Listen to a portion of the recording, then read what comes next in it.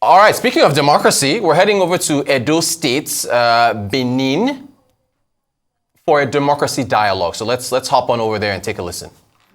Of Delta State, Sam Monday Oyeme, please put your hands together for him. Members of the National Assembly who are here in their numbers will recognize you. Thank you for being here. I'd also like to recognize, I'm told we have here the Ambassador of Switzerland here, Your Excellency Ambassador Martins. You're welcome. Thank you for being here.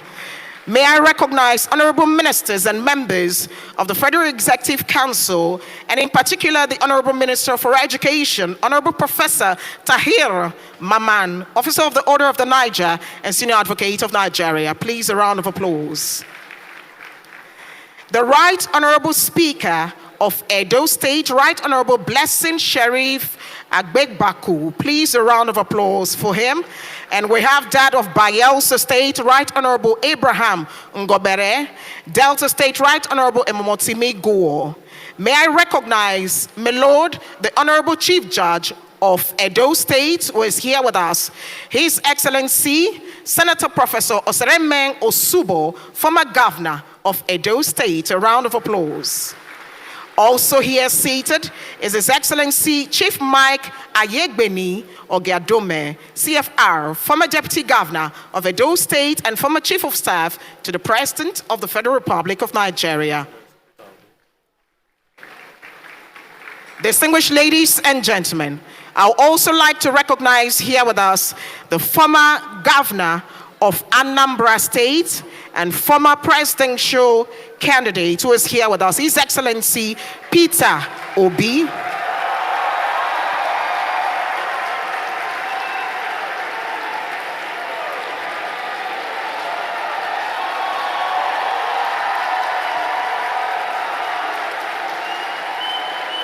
Your Excellencies, distinguished ladies and gentlemen, may I also recognize here the Secretary to the Government of Edo State, Osarodion Oge Esquire.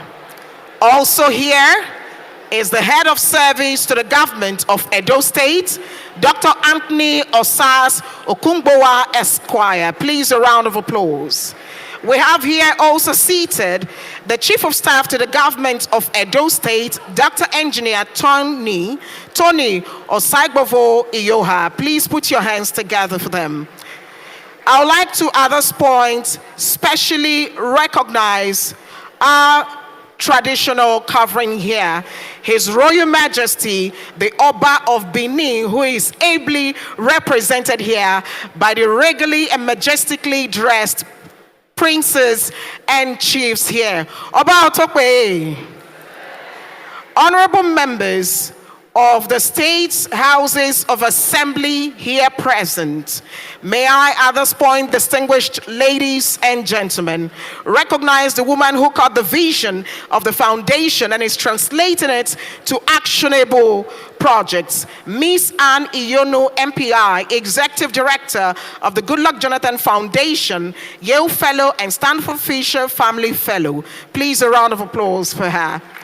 I would like to, at this point, specially recognize the keynote speaker, Professor Olubayi, Chief Academic Officer, Marifa Education Holding, and Chairman, University Council, Cavendish University. The chairman of political parties here present, former members of the National Assembly here present, former ministers of the Federal Republic of Nigeria here present, former speakers and members of the state's houses of assembly here present, members of the state executive councils of several states here, service commanders, local government chairmen and chairpersons, top government functionaries, permanent secretaries and heads of ministries, departments, governments and agencies, traditional and religious leaders here present, members of the academia, and our respected moderator, Professor Adebayo Olukoshi, and the member of the Board of Trustees, Goodluck Jonathan Foundation, and other panelists who will be recognized here. May I in particular recognize His Excellency Njoya Tikum, Director, UNDP, Sub-Regional Hub of West and Central Africa, UNDP WACA. Please, a round of applause for them. I'll also like to specially recognize those who make the private sector thrive, which are the captains of industry, gentlemen of the press, invited guests, distinguished ladies and gentlemen. It gives me great pleasure to be here before you to formally announce the commencement of the 2024 Goodluck Jonathan Foundation Democracy Dialogue. And this year, we have made sure that the theme is one that touches each and every one of us. Coincidentally, the Edo State government and the people of the state are in the week of their education, and just yesterday they had their education award, where those who have contributed to the growth and development of Edo State educationally were given awards. And so having the theme of this event coincide with the education week is not only apt but divine. Distinguished ladies and gentlemen, the theme, functional education and effective political leadership as a panacea to Africa's growth and development, ensures that Africa develop as other parts of the world, including the western part of the world, and ensure that educationally, economically, developmentally, that we're at par with other parts of the world. In the course of today, we'll have discussions and panel sessions that will set the tone for a new map and a new trajectory for Nigeria and West Africa and the African region. Distinguished ladies and gentlemen, on this note, may I humbly introduce myself. My name is Taribio Wilson Owei-Fawari, and that is the short version.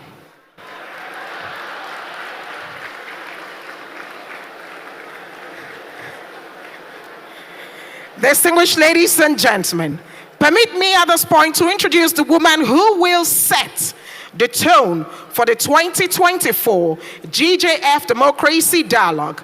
Again, the Executive Director, Goodluck Jonathan Foundation, Miss Anne Iyonu, MPI. Please keep the applause going till she gets here. Thank you.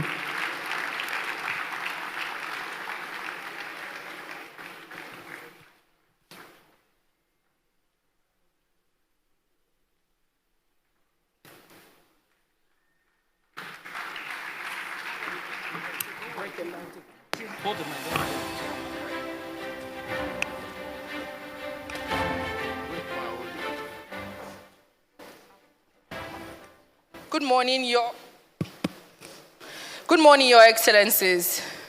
Please permit me to stand on the already established protocol. Thank you to each and every one of you for being here with us today. We are very pleased to be able to welcome those of you who have been with us for a long time, and for those of you who are just joining us for the first time. This year marks 3 years of holding our annual Goodluck Jonathan Foundation Democracy Dialogue, with the theme Functional Education and Effective Political Leadership as a panacea for Africa's growth and development. We are very proud to be able to host it today here in the ancient city of Benin with all of you.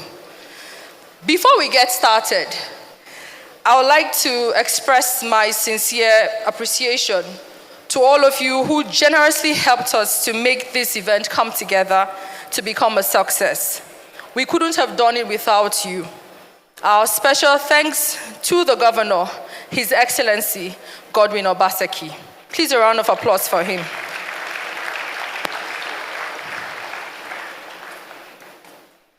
The quest for solutions to Africa's governance and democratic challenge is indeed in line with the Foundation's very mission.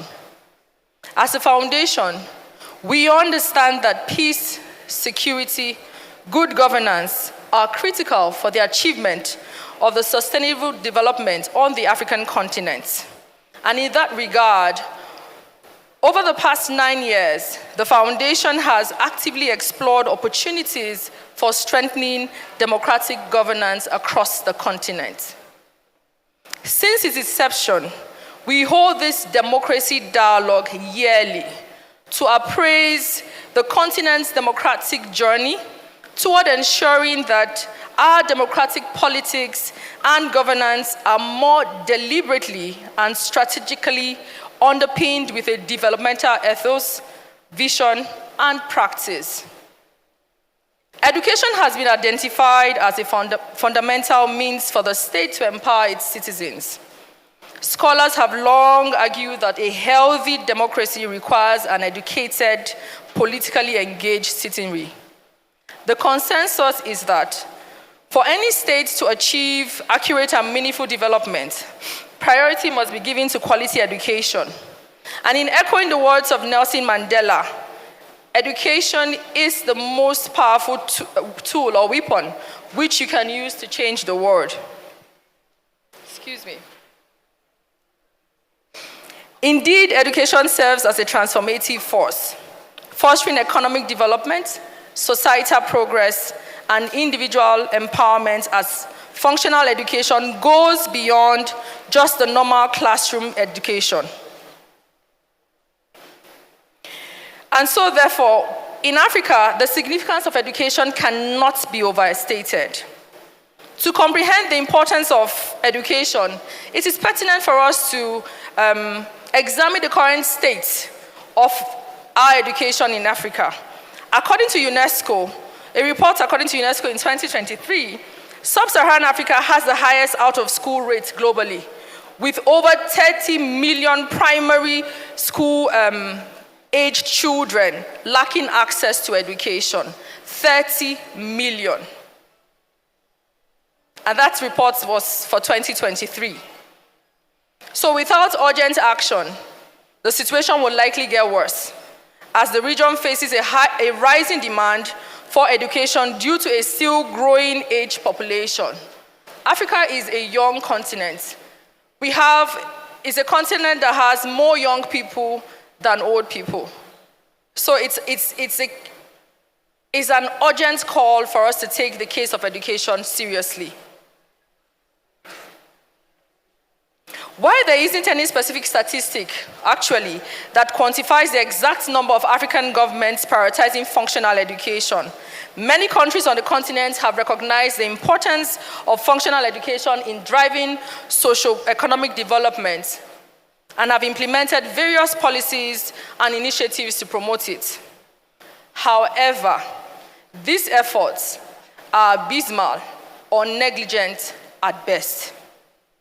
There is now, therefore, like I stated earlier, the urgent need to do more. Achieving functional education and effective political leadership are interconnected goals that require the commitment of everybody, concerted efforts from governments, from civil society, and of course the private sector. Functional education can empower citizens to actively participate in the political process, hold their leaders accountable, and contribute to the socio-economic development of their countries. Conversely, effective political leadership can create an enabling environment for education reform, investment in human capital, and the creation of opportunities for all citizens to thrive. There are challenges, we know, and these challenges, such as inadequate funding, infrastructure deficits, political instability, persistent abuse of power, corruption, and socioeconomic inequalities, and the failure to create an environment for the continuous evolution of succeeding generations of young African leaders with competence, integrity, vision, and commitment, and skills for peace building and social justice continue to hinder the realization of functional education and effective political leadership in Africa. Addressing these challenges requires sustained commitment, innovative policies, and collaboration among stakeholders to ensure that education systems in our countries are responsive to the needs of learners and that political leaders are accountable to the people they serve. If you take a look around the room today, you will see that we have various stakeholders seated and represented here today. So I am speaking to all of us here today. Your Excellencies, traditional rulers, ladies and gentlemen, the importance of education in our continent is undeniable. It is our potent tool for economic development. It is our tool for democratic advancement, societal progress, poverty alleviation, and individual empowerment. This event is therefore a call to action, to draw attention to the frailty that hinder the developmental realization of our great continent.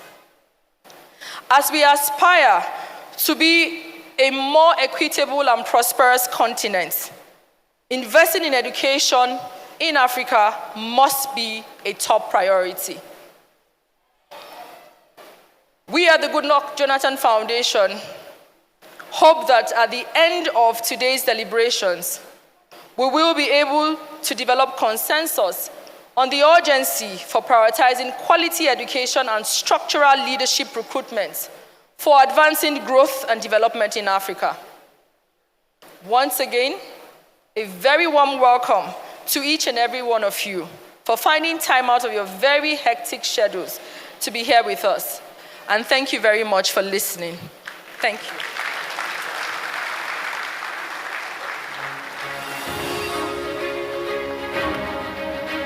Thank you for that very wonderful welcome, setting the tune for the 2024 GJF Democracy Dialogue. Your Excellencies, Your Royal Highnesses, very distinguished guests, permit me at this point to invite for the welcome address the education-friendly Governor of Edo, the technocrat in power, the wait-and-see Governor, His Excellency Godwin Nogegaseo Basaki. Shall we please be upstanding to welcome His Excellency that has made education an international sphere with pragmatic demos and indices of a great statesman, the worker-friendly governor, and the man that has paid the highest minimum wage in Nigeria. Can the applause be resounding for His Excellency? Edo people, can you wave to your governor? Can you make it resounding? Thank you. Thank you very much. Please be seated. The founder of the Goodluck Jonathan Foundation and former president of the Federal Republic of Nigeria, Dr. Ebele Jonathan, GCON, GCFR.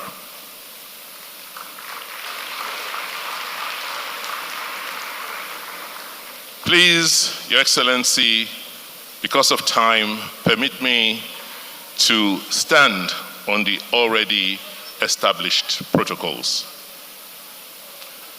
I'm indeed very delighted to welcome all of you guests and dignitaries to this high-level platform where African leaders and local leaders have gathered to have and hold very honest conversations on the state of our democracy on the continent, and also to discuss on the undeniable role of education in fostering Africa's growth and development. This is an auspicious moment for us to put education at the heart of our policy and investments as political leaders. Because, as you already know, the African Union declared 2024 as the year of education in Africa, precisely to refocus our attention on this very important issue of education. I want to appreciate the Goodluck Jonathan Foundation for organizing this third edition of the Democracy Day Dialogue in Benin City, the heartbeats of Nigeria. And also use this opportunity to welcome our visiting African leaders who have come here today to share their insights, wisdom, and experiences on fostering democracy across our continent. Sir, the leadership you showed at a critical moment in our nation, Nigeria, has ensured a peaceful transition of power in our dear country. We celebrated Democracy Day yesterday, but for the action you took, we may not have had the opportunity to do so. And therefore you will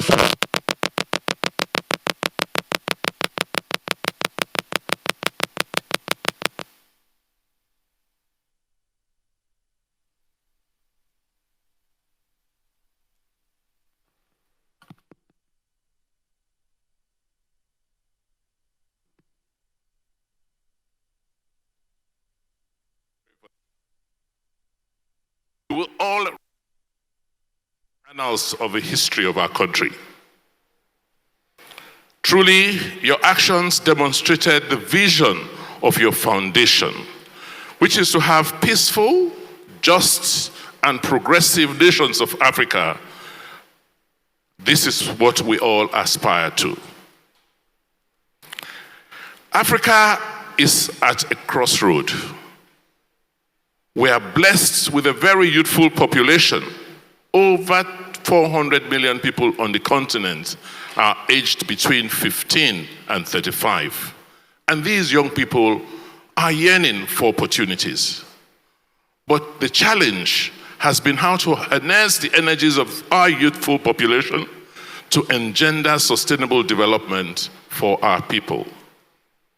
So the theme of this democracy dialogue by the Goodluck Jonathan Foundation, which is functional education and effective political leadership as the panacea to Africa's growth and development, is very, very apt. Because it captures the essence of the task ahead and also places the burden of the responsibility rightly at the foot of all of us political leaders on the continent. We, political leaders, are responsible for taking the decisions that will allow our children and young people to play their parts in enabling a more prosperous, peaceful, and just society.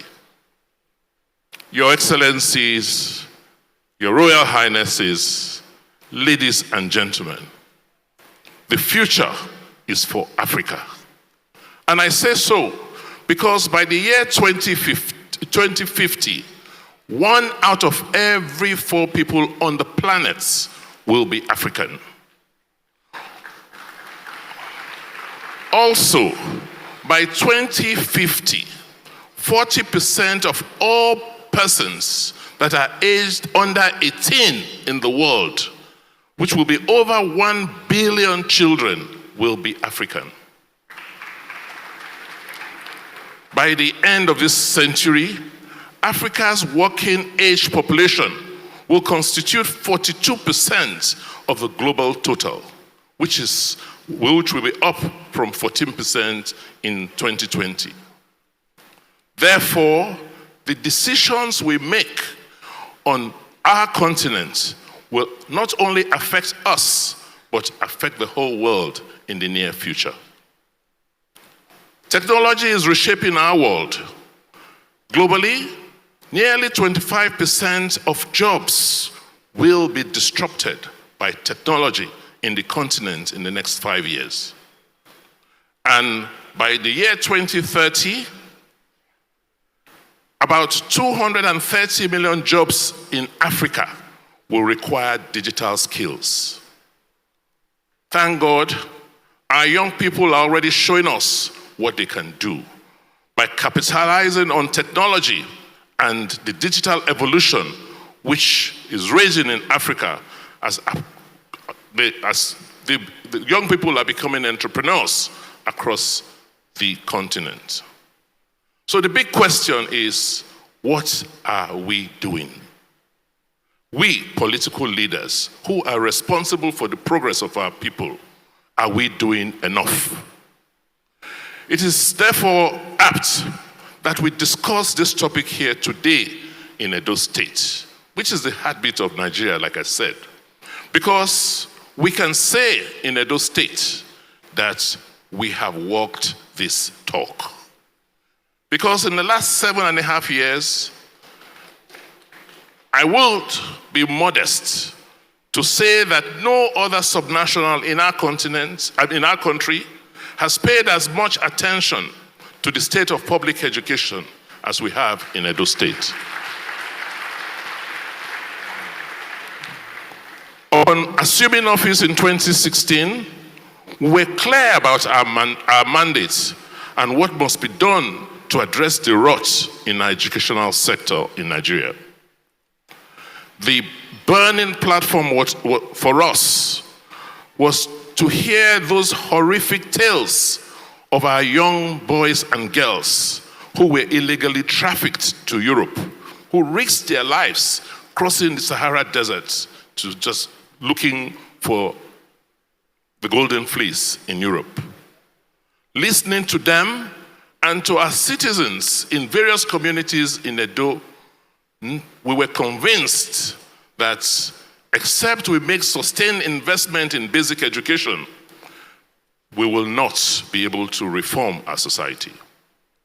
That was what led us to design and implement a very ambitious reform program in public education called Edo Basic Education Sector Transformation, popularly known as Edo Best. This has brought us to the attention of other states in Nigeria and other countries on the continent, some of whom have come to understudy what we have done. We have hosted teams from other states in Nigeria, from other countries in Africa like Rwanda, Sierra Leone, Gambia, and others who have come to learn about our reforms.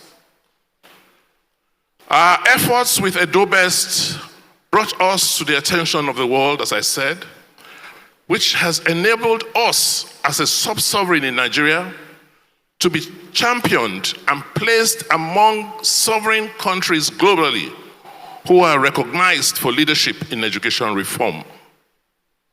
Let me take this opportunity to specifically note the leadership demonstrated by the chairman of today's occasion, President Uhuru Kenyatta, under whose leadership Kenya was selected to be an African accelerator country, just like Edo State.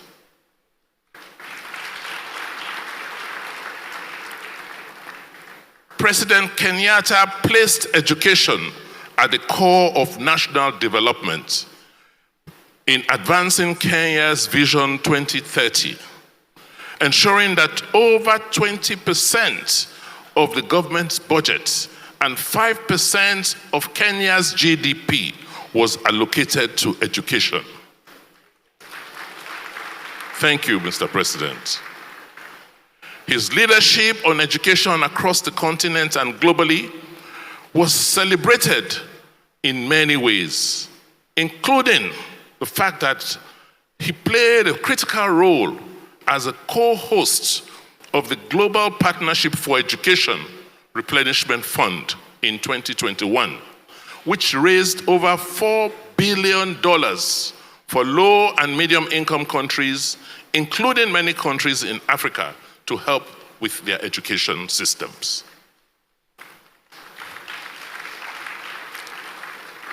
Kenya continues to reap the benefits of this commitment to education, as Kenya's education outcomes remain amongst the highest on the continent, thus providing a basis for their growth.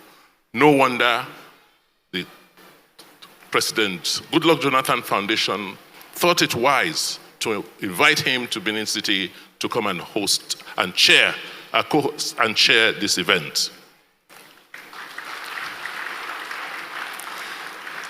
For us in Edo, the independent assessments have shown that the learning levels of our children are now at par with the learning levels of growing middle-income economies, around 70% of learning levels in advanced economies, which is to say, our children in Edo State today are now able to read and have numeracy skills that is almost 70% compared with any child of their age in advanced countries.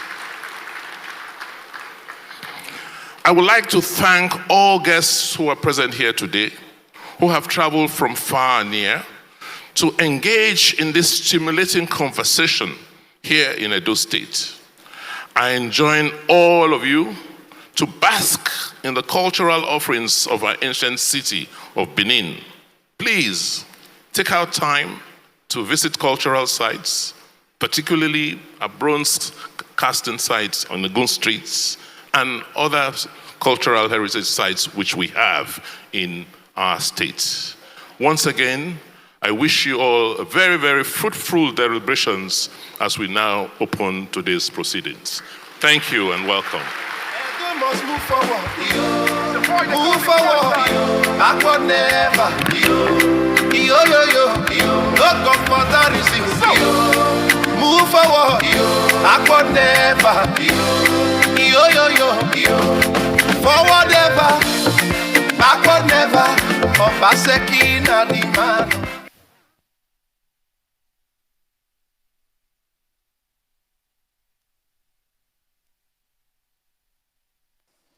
Distinguished ladies and gentlemen, the Governor of Edo State, His Excellency Godwin Obaseki. Please, a round of applause for him again.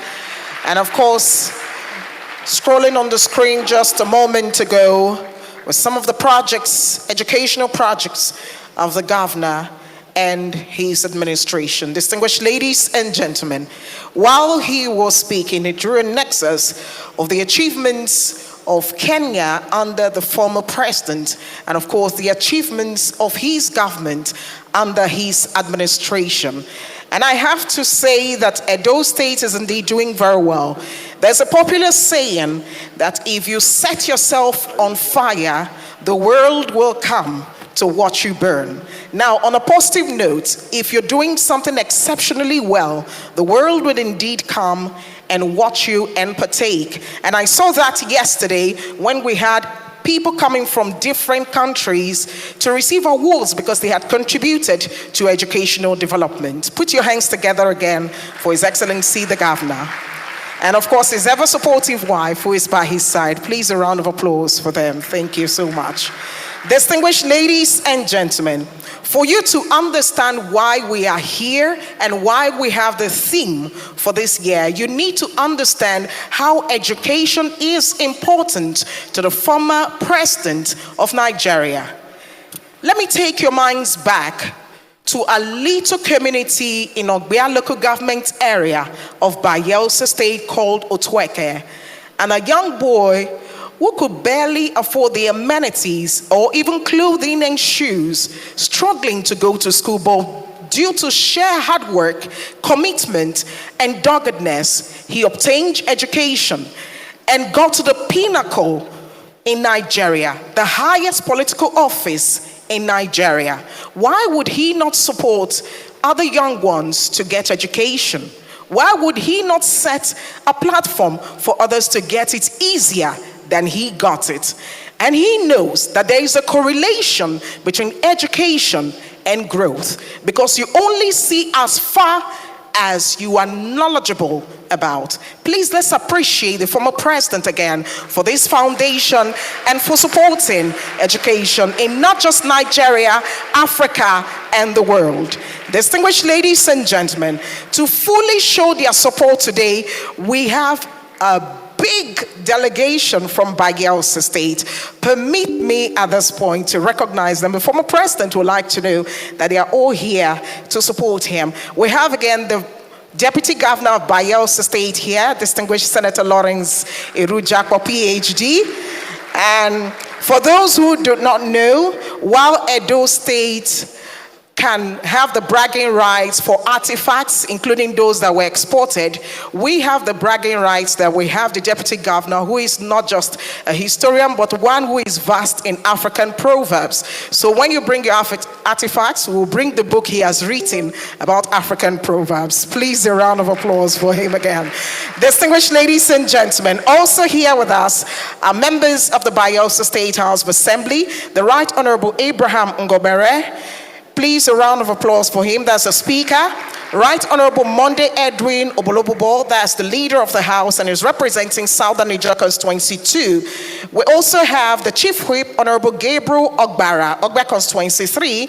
Also here is Honorable Sunday Bernard Kenabai, Sagbama Constituency 2, and Deputy Majority Leader of the Bayelsa State House of Assembly, Honorable Waikomo Amakromo, Yenagwa Constituency 2, and Deputy Minority Leader, Honorable Teddy Tombra Elemefru, Yenagwa Constituency 3, and Deputy Chief Whip. Also here is Honorable Timi Omobo Agala, Brass Constituency 2, and Minority Whip. Honorable Dr. Charles Daniel, Brass Constituency 1. Honorable Onyike God Bless, Sagbama Constituency 1. Honorable Moses Marlon, Southern Niger 3. Honorable Richard Ibegu, Ogbea 1. Honorable Mrs. Ebizi Indiomu Brown, Sagbama Constituency 3. Honorable Mrs. Egba Aibanengefa, Yenagwa 1. Honorable Dr. Wisdom Fafi, Kolokumo Pokuma Constituency 2. And Honorable Obeying God Knows, Ogbea Constituency 2. These are members of the Bayelsa State House of Assembly who are all here. And that's not all. We also have members of the academia here. May I, at this point, first and foremost, recognize a traditional ruler here with us, His Royal Majesty King Amalate Johnny Turner, the Obanoban of Oloibiri clan in Bayelsa State. Please, a round of applause for him. We also have the professor, that's the Vice Chancellor of the Federal University Otweke, Professor Teddy Adias. Please, a round of applause for him. Professor Edmond Alison Oguru, former Secretary to State Government Bayelsa State. Professor Robert Fate, medical practitioner and lecturer of the Niger Delta University. And Honorable Tobias James, former Commissioner for Education in Bayelsa State. We have here a member of the House of Representatives representing Ogbea Federal Constituency, Honorable Chief Mitema Obodo. Also here, Honorable Robert Enoa, former House of Assembly member, Honorable Misodame Ibu, who is also here. May I also recognize Professor Kunle Olowu, Professor Francis Sikoki, the former Commissioner for Health, Honorable Newton Pabara, and also here is Professor Seifa Brisibe. I also saw earlier Architect Ruben Okoya. Please, a round of applause for these distinguished personalities. Also, members of the Bayelsa State Executive Council are here in their numbers. We have the Honorable Commissioner for Education, Gentle Emela, and that of Youths, Honorable Dr. Daniel Igali, and the Commissioner for Budget and Economic Planning, Mr. Flint George. Distinguished ladies and gentlemen, please a round of applause for each and every one of them. I would like to, at this point, inform us, Your Excellencies, distinguished ladies and gentlemen, that this event is not only streamed live on national televisions, but we also have them on Facebook and YouTube. And for Facebook, the handle is at GEJ Foundation. GEJ Foundation, that's the handle for the live stream on Facebook and YouTube. And do me a favor, please take a selfie, take photographs while you are here, and put the hashtag Democracy GJF Democracy Dialogue 2024. Please, can you write it down? I'll take it again. GJF Democracy Day Dialogue 2024. Make sure all the photographs you post have the hashtag. At this point, distinguished ladies and gentlemen, I would like to invite on stage a man whom his parents had the foresight to name Freedom, because they anticipated the freedom of his country when they gave birth to him. And like prophets, it came to pass, the country gained independence. And I believe that's because they named you Freedom. Distinguished ladies and gentlemen, he on his part ensured that the country continued to be free by making sure that educational projects are given first right of place. It gives me great pleasure on this note to invite him, because the governor has already done a wonderful job highlighting most of his achievements, to invite on stage the chairman of this occasion, His Excellency Uhuru Magui Kenyatta, President of Kenya 2013 to 2022.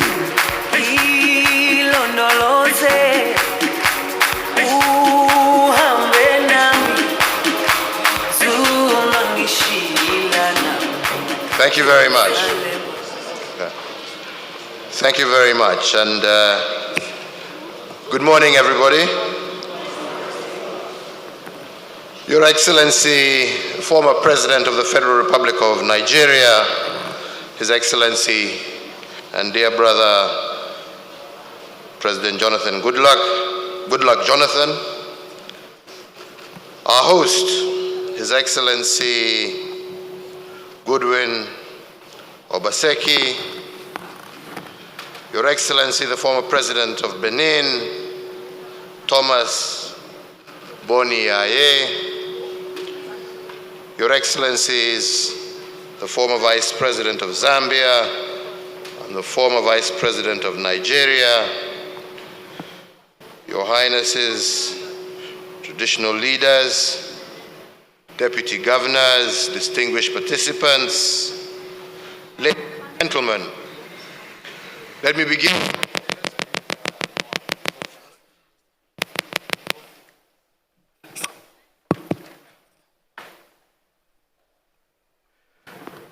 Let me begin by saying that I'm deeply honored and humbled to be invited by my brother and friend, the former President of Nigeria, President Goodluck Jonathan, to participate in this forum. Indeed, education and the leadership agenda is one that is very close to my heart, and I believe to all our hearts. And this is because we must never be allowed to fall by the wayside as we build our African continent, a continent that each and every one of us calls home. It is said that when you give a man a fish, you feed him for a day. But if you teach him to fish, you have fed him for a lifetime. Education is the lifeline for our children to sustain themselves in the ever-challenging and changing global landscape. As leaders, our mandate is to ensure that the vision of our nations, as well as our continent, can be fulfilled. And indeed, it is possible to achieve a better future for our continent.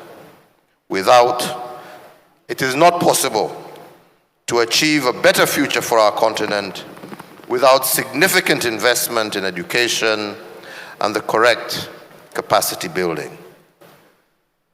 The African continent today finds itself at a very critical position as far as history is concerned.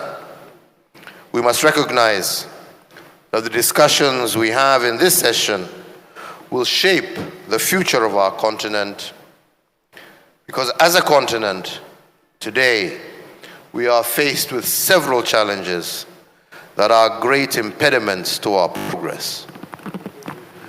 This, however, should not stand in the way of our transformative agenda of change. And that transformative agenda is anchored in education and leadership. In Kenya, we made deliberate efforts to preserve the continuity of education through various developments for the sake of our future. We continue to dedicate resources to stabilize remote regions, to build schools and post educators so that the literacy gap between urban and rural centers could be closed. We introduced free primary education so that no child would be left behind in the formative years of their development. During my tenure, my government intentionally set aside funds and heavily invested in education-based infrastructure. We built classrooms across the country, and already existing classrooms were further improved to enable them to accommodate more students. And this we did in collaboration with local leadership and communities.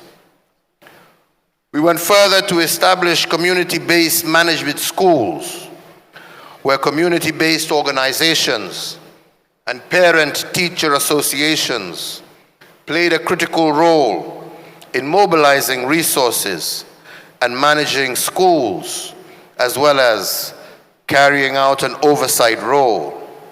This ensured that our children did not have to travel far to get a good education. As a government, I initiated the 100% transition from primary to secondary level education. This meant that all Kenyan children who left primary school would find a place in a high school in order to continue with their education.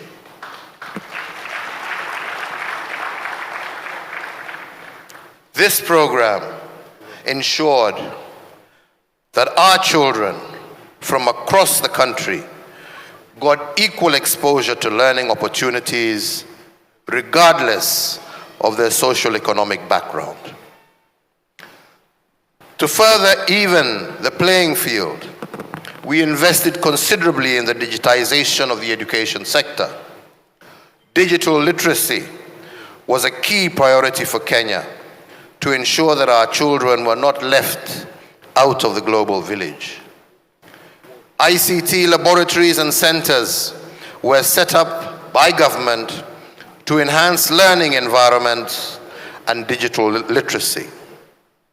Our vision and goal was to ensure that every Kenyan child had the same opportunity, and we embarked on a program to give all children an equal fighting chance in the fast-paced and ever-evolving global village.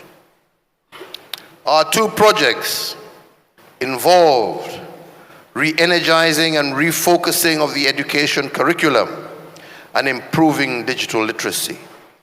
This also led out to a multi-pronged rollout of ensuring that every single primary school in our republic was connected to the electric grid, and where the grid was not, was powered through solar and other such technology.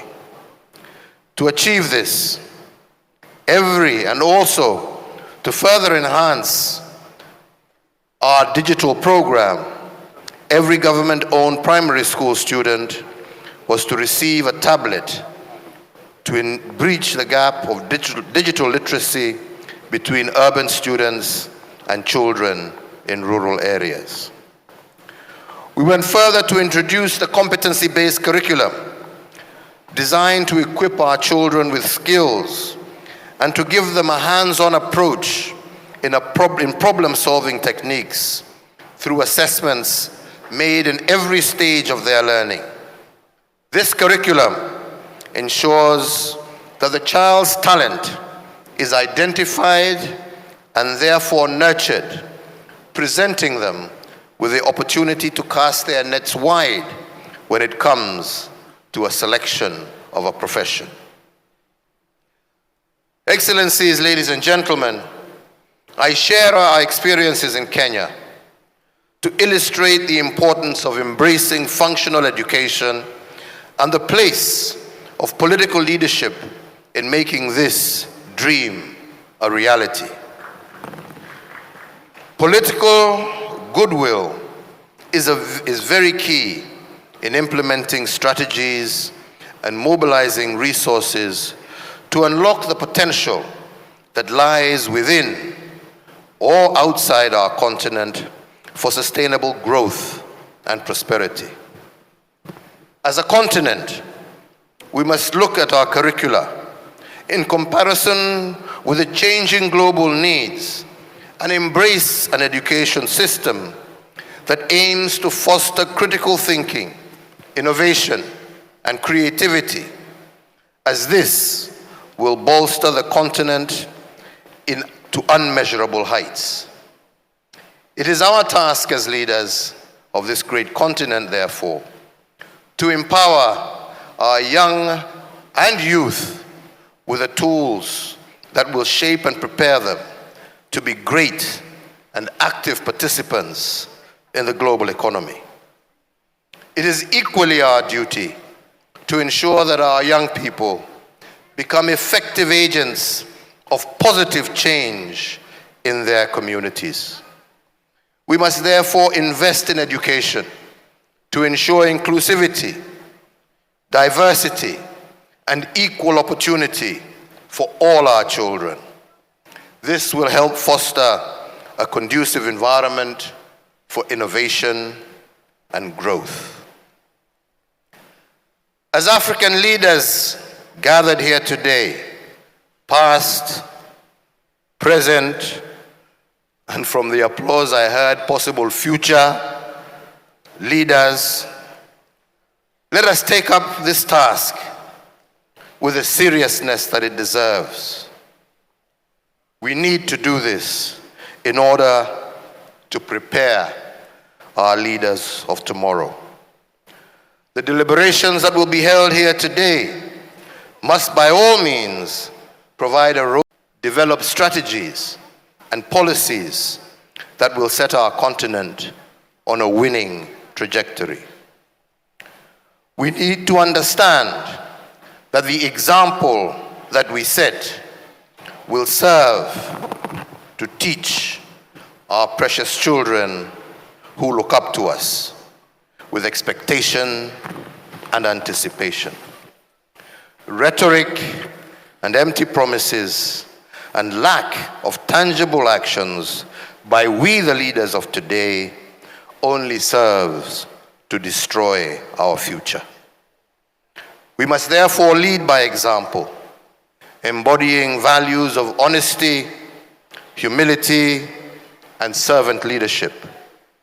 We must work on eradicating corruption and the mismanagement of public resources, as they are the cancer that stifles progress and destroys public trust.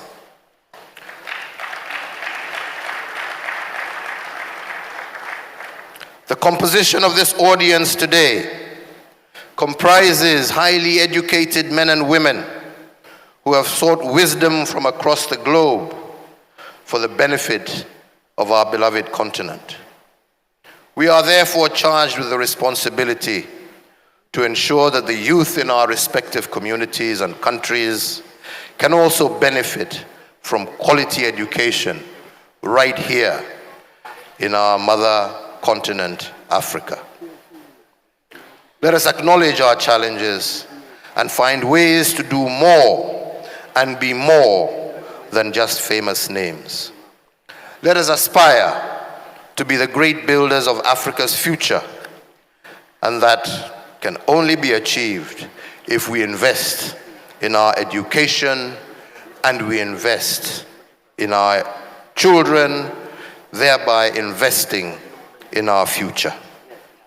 Let us intentionally empower our young people, intentionally allow ourselves to be held accountable as we carry our duty to our people. Unity is our strength. Africa has a lot of potential, and we have the key to usher the continent into an era of prosperity, peace, and sustainable development. My hope is that the deliberations we begin today will be the step we need in our journey to build the Africa we dream of, an Africa that will secure its place in the global arena by empowering our youth through education. Not just an education, but an education that will make them competitive, encourage them to be innovative, and to embrace creativity.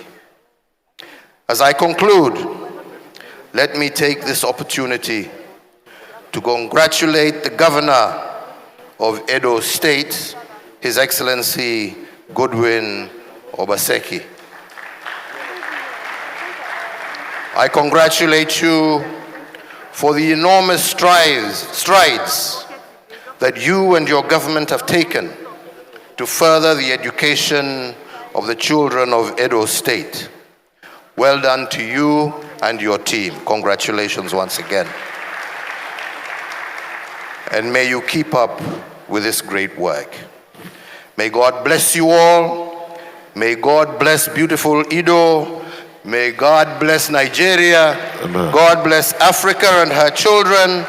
And I thank you all for your kind attention. Thank you very much.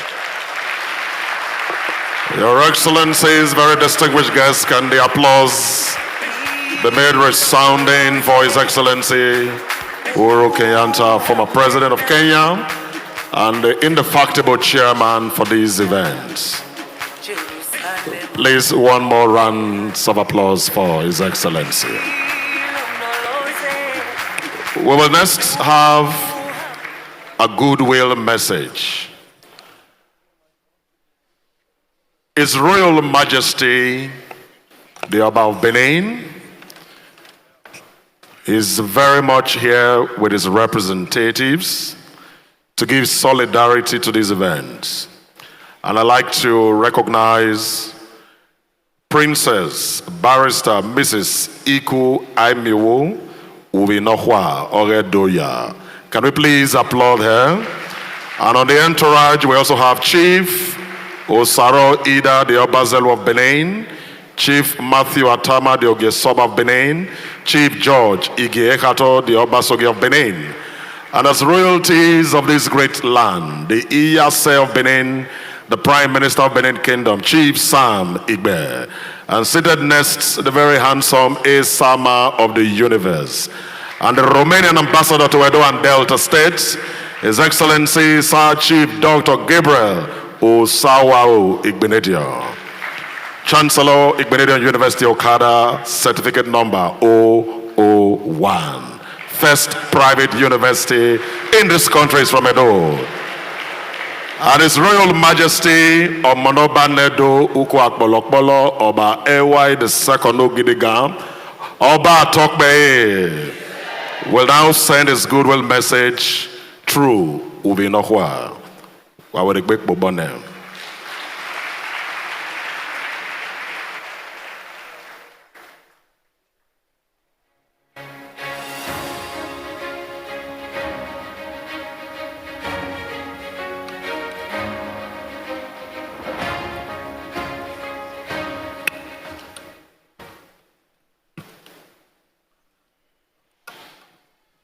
Your Excellencies, distinguished ladies and gentlemen, permit me to acknowledge the chief host, His Excellency, former President Dr. Goodluck Ebele Jonathan, GCFR, GCON.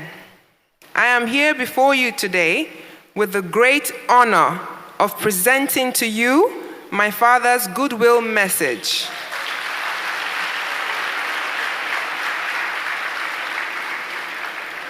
And I read, goodwill message delivered by His Royal Majesty Omonoba Nedo Ukwakolokbolo Ewa II, CFR, Oba of Benin, on the occasion of the Dr. Goodluck Jonathan Foundation Democracy Dialogue held on Thursday the 13th, which is today, in the ancient city of Benin, Edo State. It is with great pleasure that I welcome His Excellency, Dr. Goodluck Ebele Jonathan, GCFR, former President of the Federal Republic of Nigeria, and other distinguished guests to the ancient city of Benin on the occasion of the Democracy Dialogue organized by the Dr. Goodluck Jonathan Foundation. I also heartily welcome all other participants to this ancient city. The decision to host this important event in Benin City is of particular delight to me. It is a practical demonstration of the regard His Excellency Dr. Jonathan has always shown to the good people of Edo State, even during his tenure as President of Nigeria. I recall with fond memories my time as Nigerian ambassador before and in His Excellency's government, especially the courtesies he accorded to me during my service years under his government.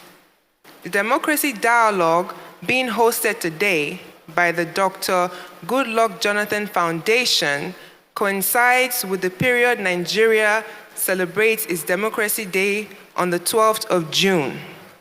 The theme of this year's dialogue, functional education, effective political leadership as a panacea to Africa's growth and development, speaks appropriately to the gap in the leadership recruitment process in Africa, which can be best filled with citizens who are well educated and positioned to offer effective leadership for the growth and development of the African continent. Without mincing words, Dr. Goodluck Jonathan is an exemplar of the kind of leadership which fits into the theme of this dialogue.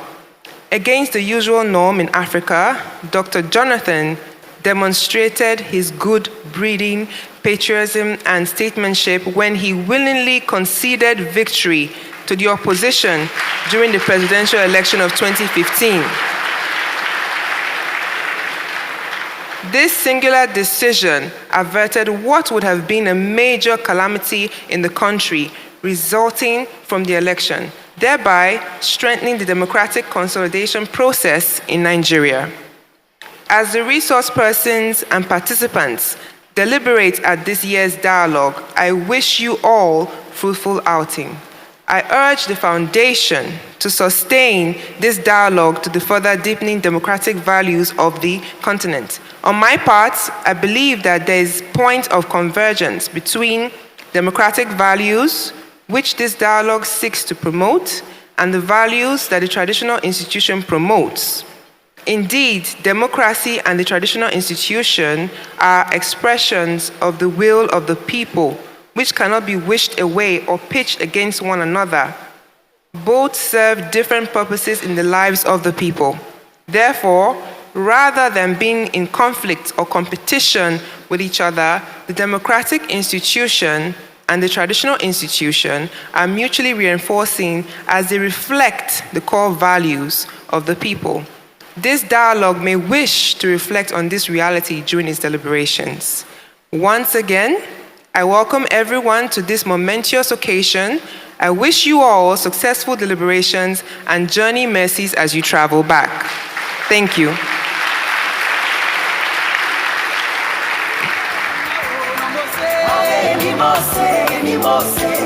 Distinguished ladies and gentlemen, special message from the palace. The voice might be that of the daughter, but indeed the message is that of the Oba of Benin. Oba Atokwe. Distinguished ladies and gentlemen, permit me again to recognize the chairman of the People's Democratic Party in Bayelsa State, Honorable Solomon Agwanana. Thank you so much, sir, for being here. And of course, the Jaw communities of Edo State, cut across Olodiama, Igbema, Okomu, Fropa, and Barang clans are represented here by Alawe Robinson, Ogunkurowe, and Sabibowe James. You're all welcome. Thank you for being here. Beautiful delivery from the daughter of His Majesty. Distinguished ladies and gentlemen, I would like to, at this point, invite for goodwill message a man who is not just a financial whiz, but one who knows how to manage resources. Of course, you must know how to manage not just financial resources, but also human resources before you be given a commission like the African Union. And that is why he was made chairman of the African Union. Distinguished ladies and gentlemen, permit me to specially invite to the microphone for his message the man who served as president of Benin Republic from 2006 to 2016, His Excellency Thomas Boni Yayi, former chairman, Africa Union. Please, a round of applause for His Excellency. Keep it going, keep it going, keep it going. His tenure as chairman of Africa Union brought a number of pointed achievements, negotiations, agreements, and charters. Please, a round of applause for him. Thank you so much, Your Excellency.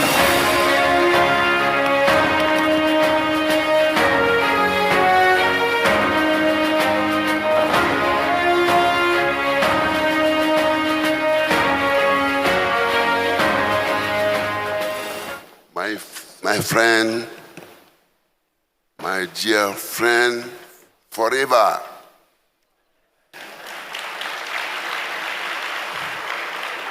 President Ebele, Goodluck. I'd like to thank you for inviting me to attend this great ceremony, not only for Nigeria, but also for our Africa and the world. I would like to salute with respect my mother, Mom, the former First Lady, my mom, but I would like to greet, to accept to attend this ceremony. I would like to greet all my colleagues, President Uru and others,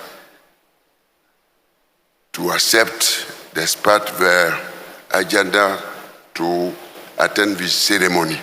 I would like to greet also and to thank warmly the governor of Edo, our friend, distinguished friends. I would like to thank you, all of you, ladies and gentlemen.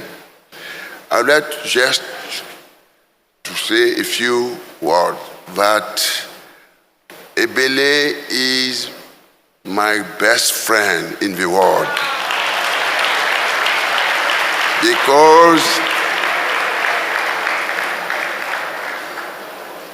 Because our destinies have crossed since we were at the top of our two states, the Nigeria and Benin Republic. I told him that I used to tell him and to tell to the other president of Nigeria that Benin is the 37th state of Nigeria. We were linked and we continue to be linked. It's why I'm here. Ebele, I thank you very much. I would like to greet also the staff members, my sister Anne, and the others of the foundation. Thank you for what you are doing to support my friend, because the international legitimacy of the foundation is now known by everybody in the world. I repeat, I know him, he knows me, President Ebele. He is a humanist. For Africa 2063, what we want where stability, security, and shared governance reign. We can achieve this without education, which is a lever for democracies and economic development. I welcome this initiative of the foundation, whose international legitimacy is now established. Thank you, dear friend, Jonathan. Thank you, Moon, the former First Lady. Thank you to the staff of the foundation again. Allow me to share some thoughts on the importance of this term. As leaders, we have a responsibility to ensure that our education systems are inclusive, equitable, responsive, and local realities. A functional education is one that prepares our young people to be engaged citizens, competent professionals, and ethical leaders. It is the engine of economic, social, and political progress. Likewise, recruiting effective political leadership is crucial to achieving Africans' development aspirations.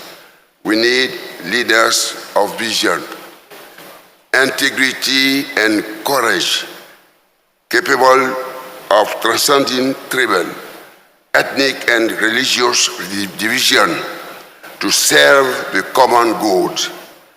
These leaders must be prepared to sacrifice their personal interest for the good of the nation, like emblematic figures such as Kwame Nkrumah.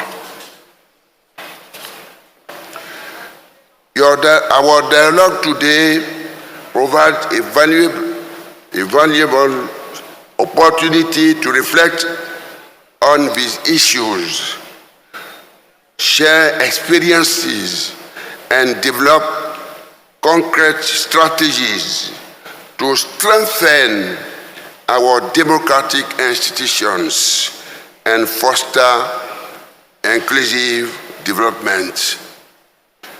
I'm convinced that the exchange and conclusions of this dialogue will contribute significantly to our collective quest for a better future for our Africans.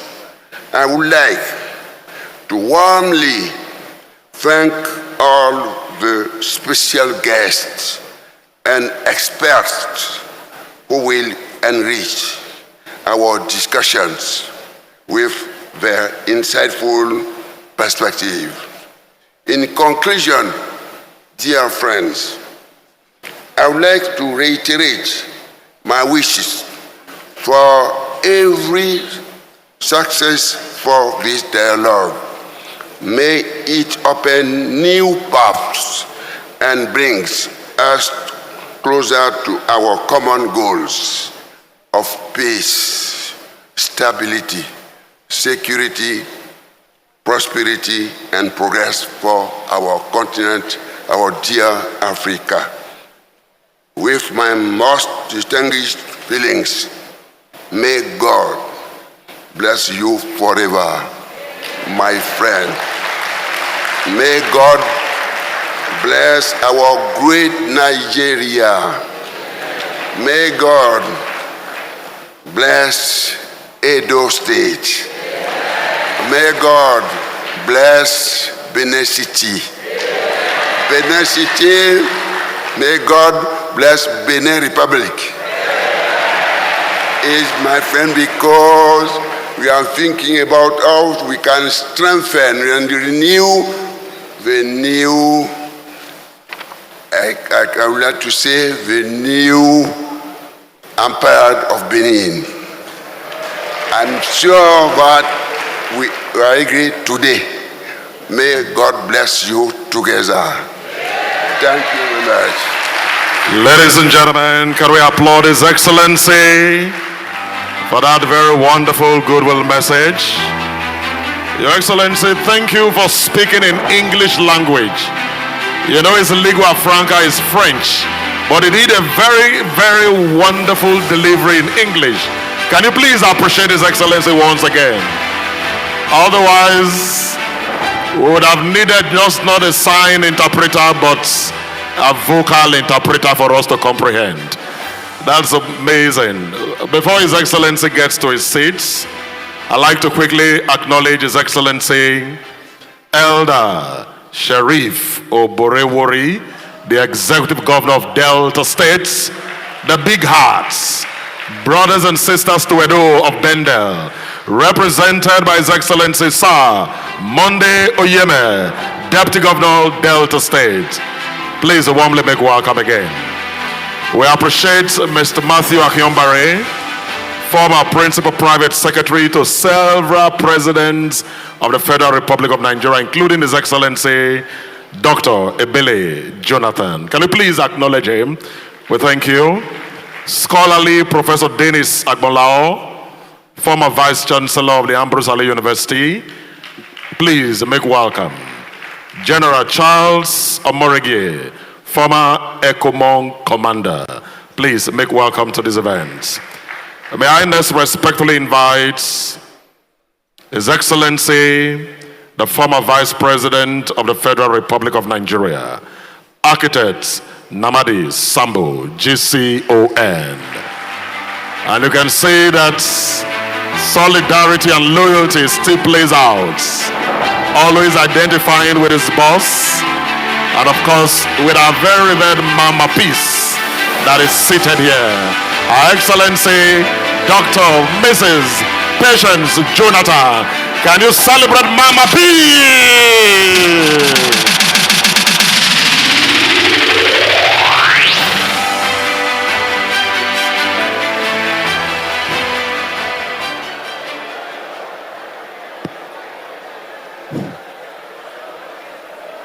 Bismillah ar-Rahman ar-Rahim. Thank you. Your Excellency, my boss, always my boss, Dr. Goodluck Ebele Jonathan, GCON, GCFR. Our mother, Mama Peace, the former First Lady, Dr. Patience Goodluck Ebele Jonathan. His Excellency, Uhuru Freedom Kenyatta. I just learned of that meaning of Uhuru. Yeah, welcome, sir. His Excellency Boni Yaye, the former president of Benin Republic. Yeah, welcome, sir. His Excellency Neves Mumba, my colleague and former Vice President of Zambia. My brother, His Excellency, the Executive Governor of Edo State, Godwin Obaseki, and your dear wife, Your Majesties, our royal fathers, deputy governors here present, members of the management of the Goodluck Ebele Jonathan Foundation, distinguished guests, ladies and gentlemen, I will beg to stand on the existing protocol. It is with great pleasure and a heart full of gratitude that I stand before you today at the 2024 Goodluck Jonathan Foundation Democracy Dialogue. I am deeply honored to be here as a special guest, and I extend my warmest thanks to the foundation for inviting me to participate in this significant event. As we gather here in the historic city of Benin, the heartbeat of Edo, I am reminded of the vibrant spirit and rich heritage that our nation holds. This event themed functional education and effective political leadership as a panacea to Africa's growth and development touches on subjects that are not only close to my heart, but are also critical to the future of our great continent. Education and leadership, two pillars upon which any thriving society must be built. When we speak of functional education, we envisage an education system that equips our youth with the skills, knowledge, and values needed to navigate the complexities of the modern world.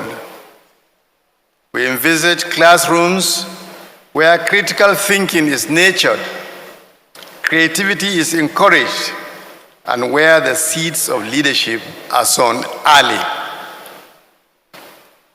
Effective political leadership, on the other hand, requires more than just academic prowess. It demands integrity, vision, and deep-seated commitment to the welfare of the people. It requires leaders who are not only knowledgeable, but are also compassionate and resilient. Leaders who can inspire and mobilize their communities towards common goal. And this is a leadership that we have learned from President Goodluck Ebele Jonathan.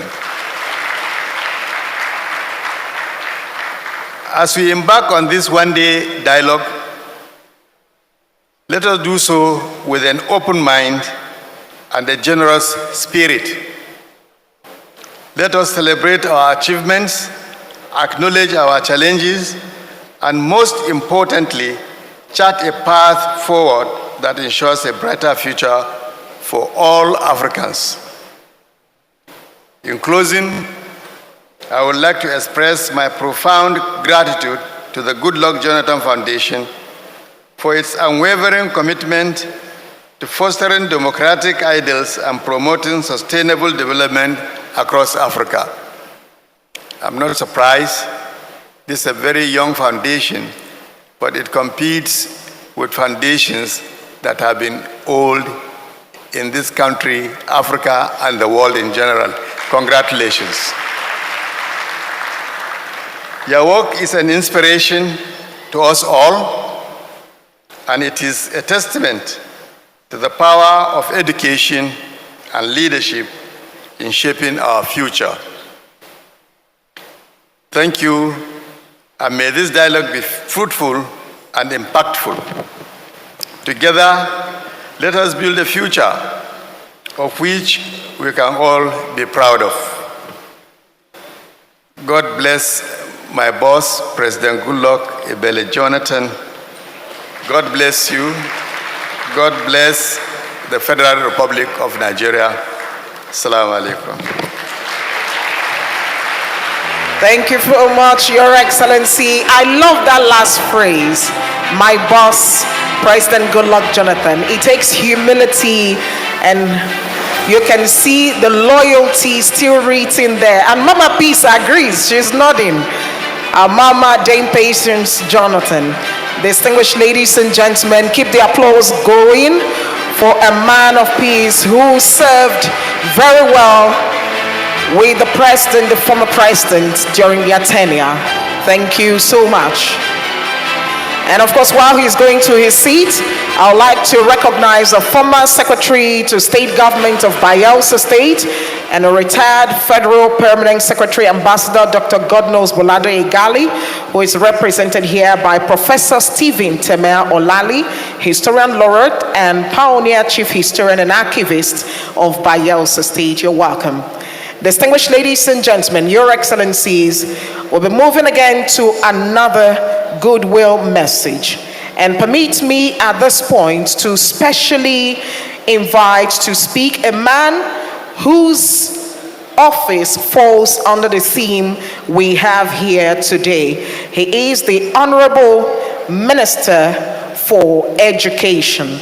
Please put your hands together for him as he comes to take his goodwill message. Honorable Tahir Maman, Officer of the Order of the Niger. Please put your hands together for him as he makes his way, please.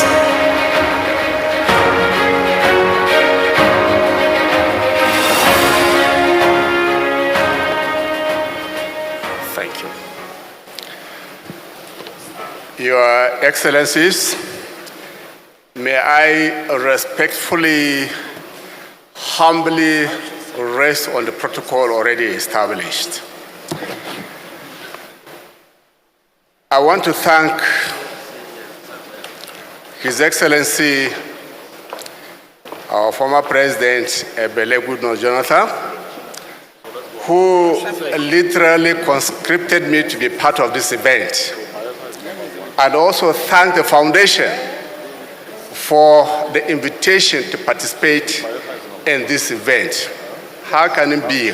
Obviously, as the Minister of Education, the person wearing the hat on behalf of the country this time around, not to be part of this very, very great and epoch-making event.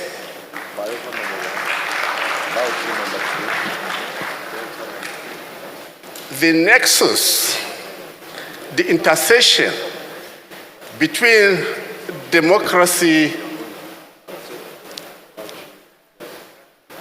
effective leadership, and education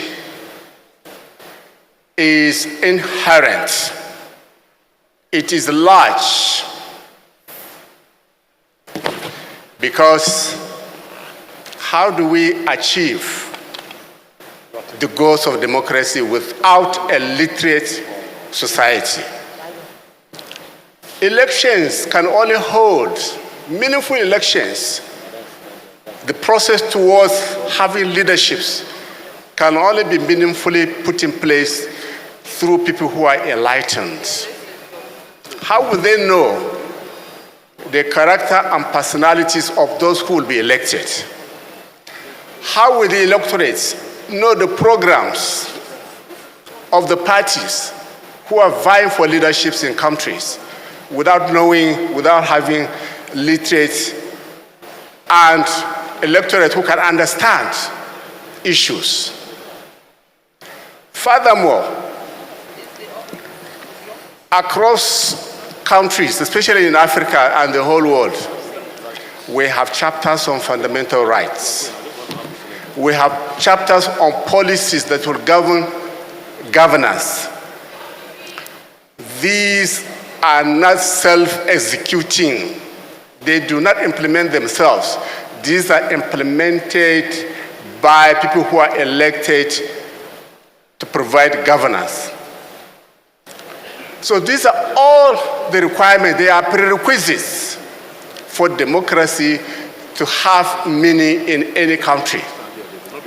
That's why sometimes when I participate in programs that discuss the importance of education, I wonder, because it's so inevitable that to humanity, that we have to take it as even, as given. Now, in our own case in Nigeria, as I said, it is part of our constitution that education up to this basic education level and secondary school is compulsory and free. But again, as we said, achieving it depends on the effective leadership that will be provided by those who are elected for that purpose. Now, in our own case, we have come to terms with the twin challenges of literacy, numeracy, and quality education in Nigeria. We've had plans upon plans over the years, education plans, development plans, geared towards achieving all these goals.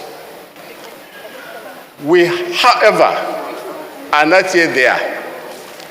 Now, the present government of Nigeria has resolved to focus on 4 pillars, which is designed to achieve what we have set out to, or what we need to achieve as a country. Those pillars are captured in what you call dots. Part of these dots, for me, is captured in what I have seen being implemented in this state, which is acknowledged across the world as a state that's running programs for results. That is an accelerator state. And from the conversations I've had with the governor since yesterday, I have been particularly pleased that we have a model that is already working in the country.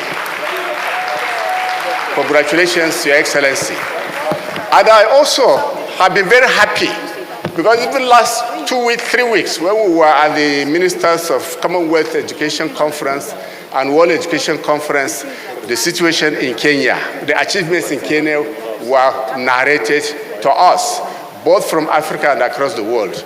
And we saw that our vision for education in Nigeria is squarely on that, which is to take reforms and education to the basic education level. So what we have done, what's coming up now, is that we are going to have a census of all our schools, all our teachers, and all our learners in Nigeria.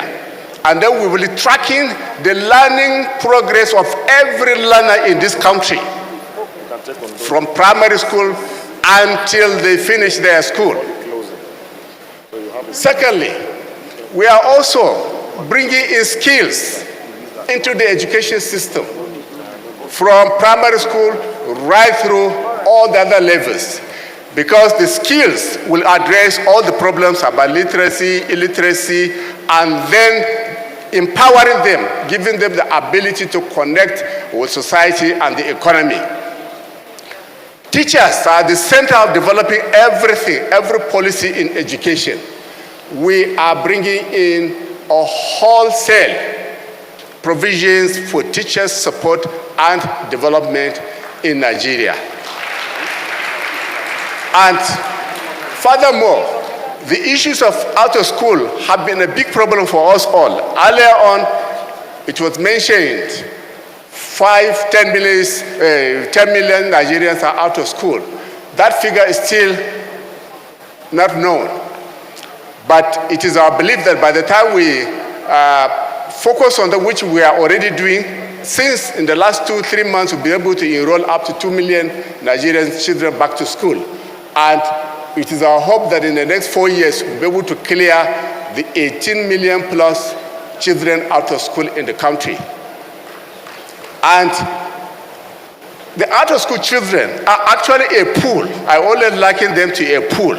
So for us to have a long-term solution to that problem, we have to close the tap which is feeding that pool. And that's why the skilling of the education system from primary school right through other levels is the 4th policy of the government, as I mentioned. So, Your Excellency, as I said at the beginning, education, it is inevitable for us as a country for our development that we have to confront the basic issues confronting this education, and this is what we have set out to do. Even if this foundation focuses on education alone, that is more than enough. That's more than enough a program to give it maximum value for the country. So once more, sir, we thank you very much for bringing back this issue to the front burner again at this very key and important forum. Thank you, and God bless everybody.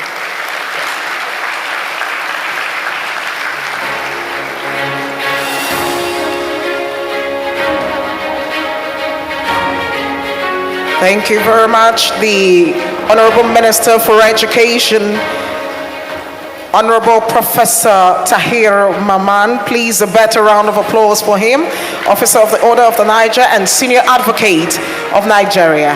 Your Excellencies, distinguished ladies and gentlemen, I'm told that we have here the representative of the Governor of Ondo State. His Excellency Governor Lucky Ayedatiwa is represented by Engineer Razak Obey, Commissioner for Energy and Mineral Resources in Ondo State. Your Excellencies, distinguished ladies and gentlemen, we have deputy governors here, representatives of governors, and would like to have them speak. But they will be coming, Your Excellencies, distinguished ladies and gentlemen, when we have the comments from the special guests. But before we move to the keynote address, permit me to invite to speak for just a couple of minutes the former governor of Anambra State and former presidential candidate of the Labour Party. Please put your hands together for His Excellency Peter Obi.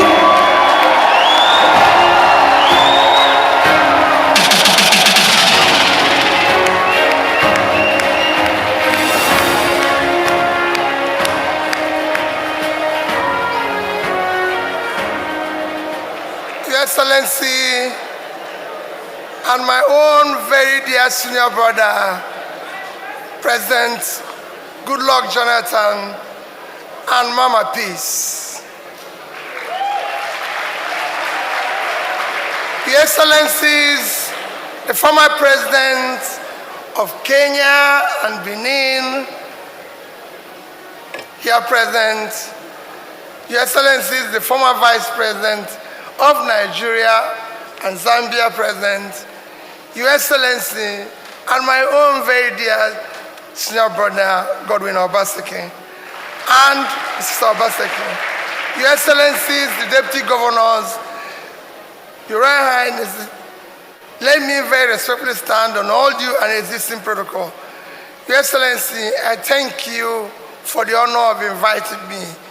Mine is very simple. In the history of this Fourth Republic, no Nigerian have made the sacrifice you've made for this country. And I wish others can do it. I said it yesterday. You set out to correct one single thing that this country requires: free and fair election. That's all we ask for. Election where we are not going to have glitches, where the result will be announced as pronounced and people respect it. And you did that. May God Almighty continue to keep you for this country, for that singular action. Your Excellency, as President, you sacrificed a lot. Nobody have contributed again in this Fourth Republic that I know to what you did in education. Because you know, like the minister has said, education remains the most important fundamental for development. It's been shown that the more educated a country is, the more developed. And we know that is what is keeping Nigeria today from developing. You cannot develop when Nigeria today, ranking in human capital, is 163 out of 174. We're going nowhere. You cannot develop when HDI, which is driven by education, again, we are very low. I look at Kenya when President was talking, they're medium. They started with low with us. Ghana, everybody, they've all gone to medium. We remain low. So we need to deal with the issue of education. The crisis we are facing in Nigeria today, especially in the north, are people we abandoned uneducated yesterday and think we can leave them in poverty. We have to invest in education and pull poor people out of poverty. If all of us have to sleep with our eyes closed, unless we put the poor out of poverty by educating them and equipping them, everybody will be awake soon. That's what we need to do for our country. You did that. That is why you started university in all the states of Nigeria. Thank you for that. And I hope that what Minister said here, which is measurable, can be measured and can be achieved. The time of talking is over. Now it's time for action. Thank you and God bless you.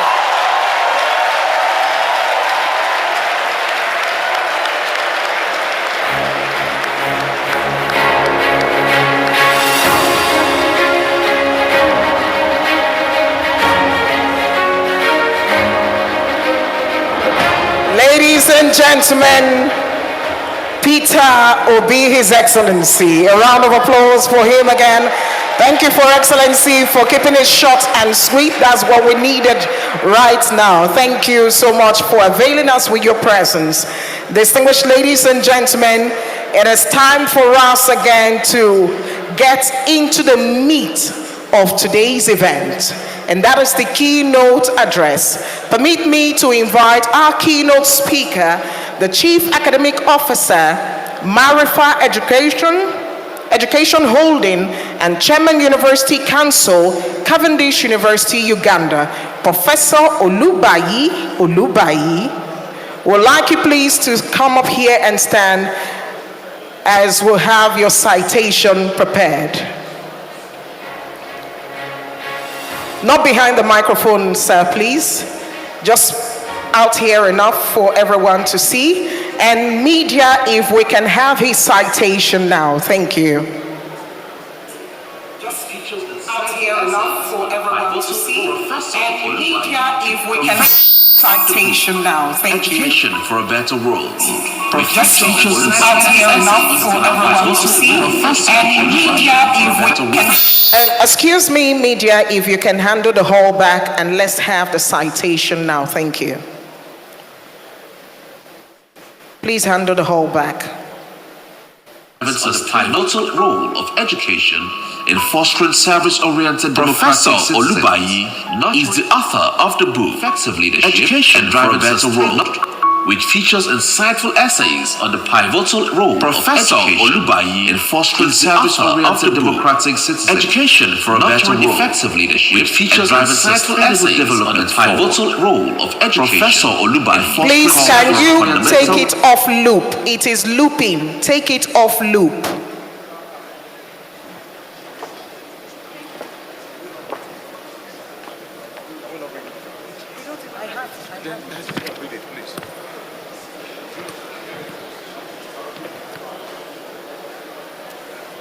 Olubayi is the author of the book Education for a Better World, which features insightful essays on the pivotal role Professor of education Olubayi in fostering service-oriented Excuse me, media, distinguished ladies and gentlemen, I apologize for that. Please, media, please put it off. Professor Olubayi is the author of the book Education for a Better World, which features insightful essays on the pivotal role of education in fostering service-oriented democratic citizens, nurturing effective leadership, and driving sustainable development forward. Professor Olubayi calls for a fundamental rethinking of African educational systems, urging the emulation of globally renowned models of excellence. Central to his advocacy is a dual-pronged approach strategy, one that ensures democratic universal access to education for all citizens, while currently establishing and maintaining highly selective elite institutions that educate the most talented and most gifted citizens separately. He emphasizes that most highly developed democratic nations, such as the USA, the UK, the South Korea, Israel, Singapore, and India maintain a dual-pronged strategy featuring both inclusive institutions and highly selective elite institutions. Born and raised in Kenya and educated at Rutgers University, USA, he is the Chief Academic Officer at Marifa Education, which is a Pan-African company that owns private universities and chairs many boards, including the University Council of Cavendish University, Uganda. Before joining Marifa Education, Olubayi was the Vice Chancellor of the International University of East Africa, IUEA, in Uganda. He is a scientist and an expert on bacteria, education, learning, leadership, social entrepreneurship, and policy issues. As a scientist and eclectic scholar, Professor Olubayi earned his PhD on bacteria and plant cell interactions at Rutgers University. He holds a research patent on the fluctuation of bacteria and has published several scholarly articles in microbiology, biotechnology, and social science. As an educator, he taught USA and Rutgers University, USA for 16 years and taught critical thinking in the IUEA MBA program.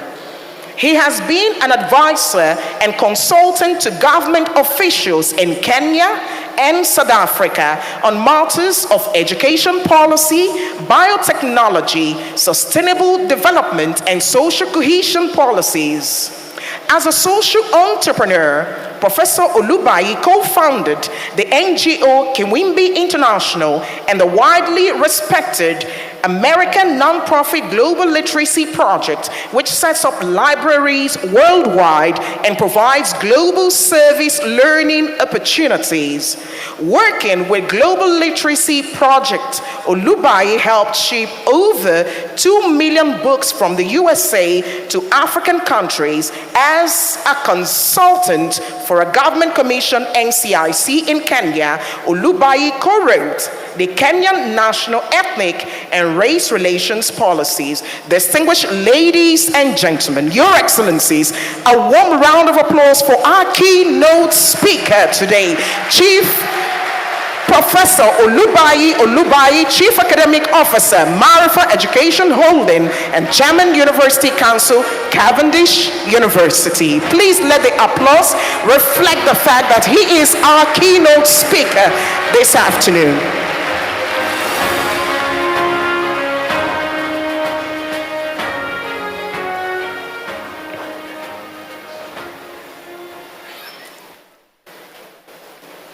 Your Excellencies, Your Royal Highnesses, ladies and gentlemen, I will stand mostly on established protocol, but mention a few names. I'll begin with my Chancellor, Champion of Education, Chancellor of Cavendish University, Uganda, Advocate for democracy, peace, and African development, model of humility and leadership at its best, founder of the Goodluck Jonathan Foundation, scientist, Renaissance man, our host tonight. I would also like to begin by thanking the promoter of Edo Best 2.0, Governor Obaseki. Thank you. Mheshimiwa Raisi Uhuru Kenyatta, asante sana kuja leo kwa huu mjadala. Tunafurahia.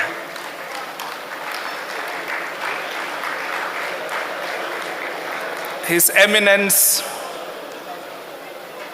and His Royal Highness, the Oba of Benin, represented Executive Director of the Goodluck Jonathan Foundation, Anne Yonu, Professor Adebayo, the Indian High Commissioner to Nigeria, His Excellency Shri Balsaramam, His Excellency Dr. Mumba, Ms. Nasu Fofana, His Excellency Njoya Tikum, Commissioner Dr. Joan Osa, Minister of Education of the Federal Republic, Professor Maman, Dr. Mayaki, all government officials, the diplomatic corps, all representatives of various counties and various countries, all former presidents present, thank you for attending this meeting. I have been asked to shorten what was a 45-minute presentation. I will try to convert my 45 minutes to 25 minutes.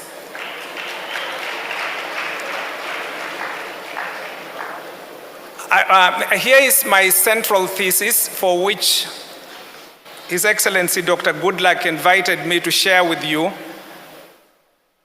My central thought that I've struggled with for over 20 years is around the question of why is it that over the last 500 years, the rest of the world has moved forward, but one continent out of the 6 settled continents has not, and that is Africa. We have very many education systems across the world, and it is a complete consensus that we must educate all children. So the proposition that I want to present today has nothing against the idea that all children must be educated. So we must begin by agreeing that every child, 100%, must be provided education. So that is premise number one. 100% of all children must be provided education. This is a human right. It's part of the 1948 Declaration of Human Rights. On top of that idea of presenting education to everyone, there is another idea.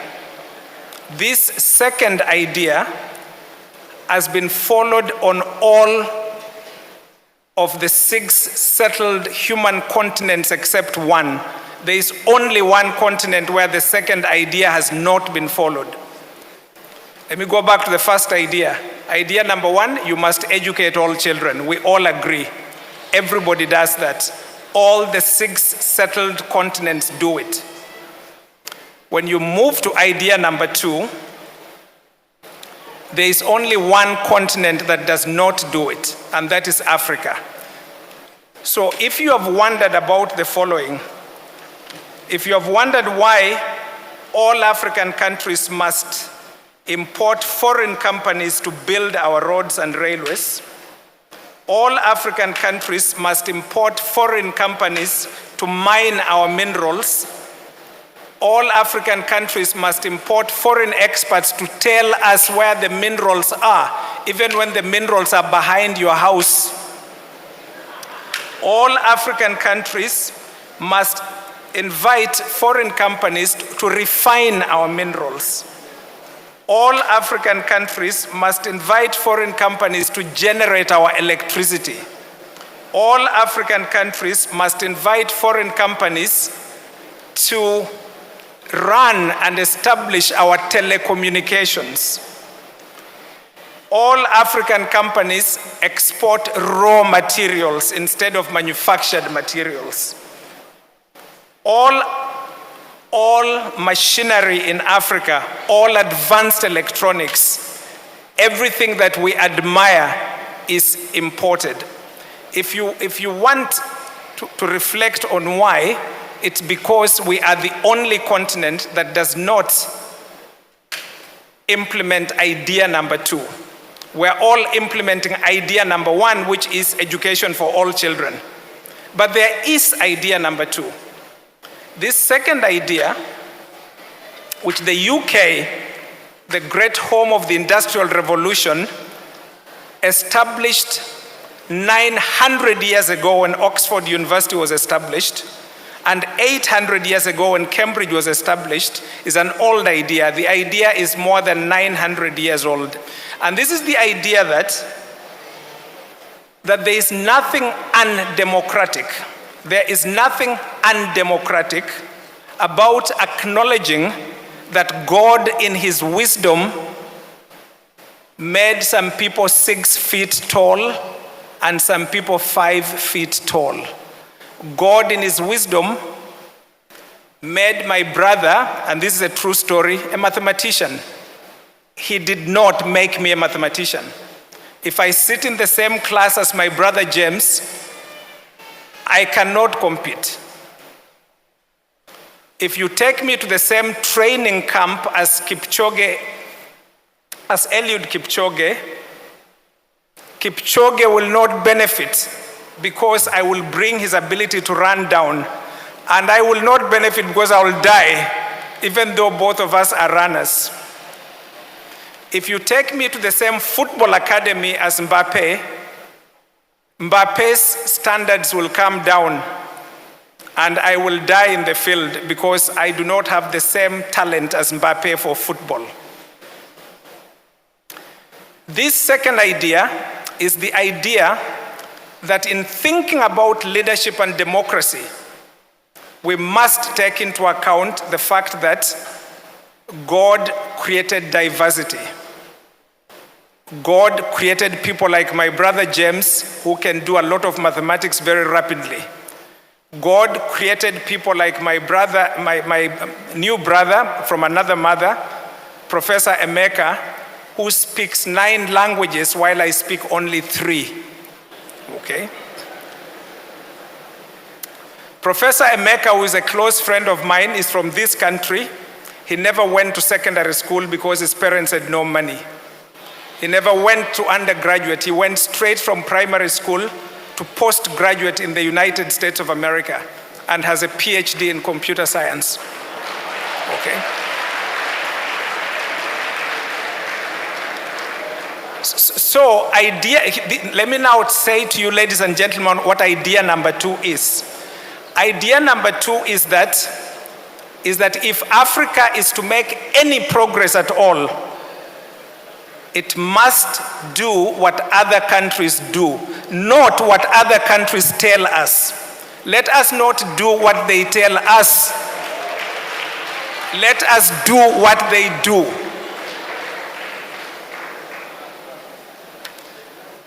And I'll mention a few examples rapidly in a rather random order because my time is highly limited. Let's begin again with the United Kingdom, the home of the great industrial revolution that changed the world. The country that conquered ancient Benin. Okay, in 1897, although Benin was extremely advanced, in 1897, the British were able to come to this sacred ancient city and conquer it because they had advanced in knowledge. And they had made better weapons than the weapons of Benin. They had made better weapons than the weapons of China. So in 1839, they were able to arrive in China and take over Hong Kong, okay, and create the Opium Wars, because they had advanced beyond the rest of us. So you ended up with the British Empire. Why? Because the technology was more advanced. Now, how do you get advanced technology? The answer is idea number 2. What is idea number 2? As much as you must educate all children, you must also set up special schools for the most gifted and the most talented children.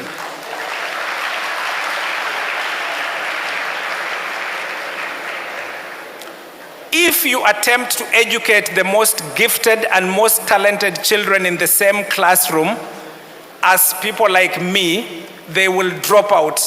It will be too boring for them. They will become drunks. They will be declared misbehaving. True story. There's a child in my village. He's called Victor. I set up a library in the village in Western Kenya based on an old idea from Professor Ngugi wa Thiong'o, which says there should be a library in every village. Again, all the 6 settled continents have libraries almost in every village and town. Only one continent does not, and that continent is Africa. Victor is in grade 1. Victor is already doing grade 4 and grade 5 mathematics. He knows more mathematics than his teacher. Okay? If I did not set up the library, Victor would already be losing his mind. So what Victor does, he basically runs out of class and spends his time in the library studying mathematics. Okay. What other countries have done is to set up schools for people like Victor, people like Professor Emeka, people like my brother, the mathematician, and many of us know people like that. That is why, if you take the next example, and I'm doing this somewhat randomly, let me just jump forward because this speech has been rearranged because of time. I'm going to jump forward to an interesting illustration of what happens when certain decisions are made. Now, ladies and gentlemen, listen to this story. There's a country that was as poor as Nigeria in 1947. That country is called India. India is no longer as poor as Nigeria. Nigeria goes to India for technology. Kenya goes to India for technology. America goes to India for technology. Now listen to this list. Just listen, ladies and gentlemen. The CEO of Microsoft, which is one of the largest companies in the world, the CEO of the American company Microsoft is Mr. Satya Nadella. He was born and educated in India. The CEO of Google, and we're all Googling all the time, is Mr. Sundar Pichai. He was born and educated in India. The CEO of IBM is Mr. Arvind Krishna. He was born and educated in India. The CEO of Adobe, the graphics giant, is Mr. Shantanu Narayan.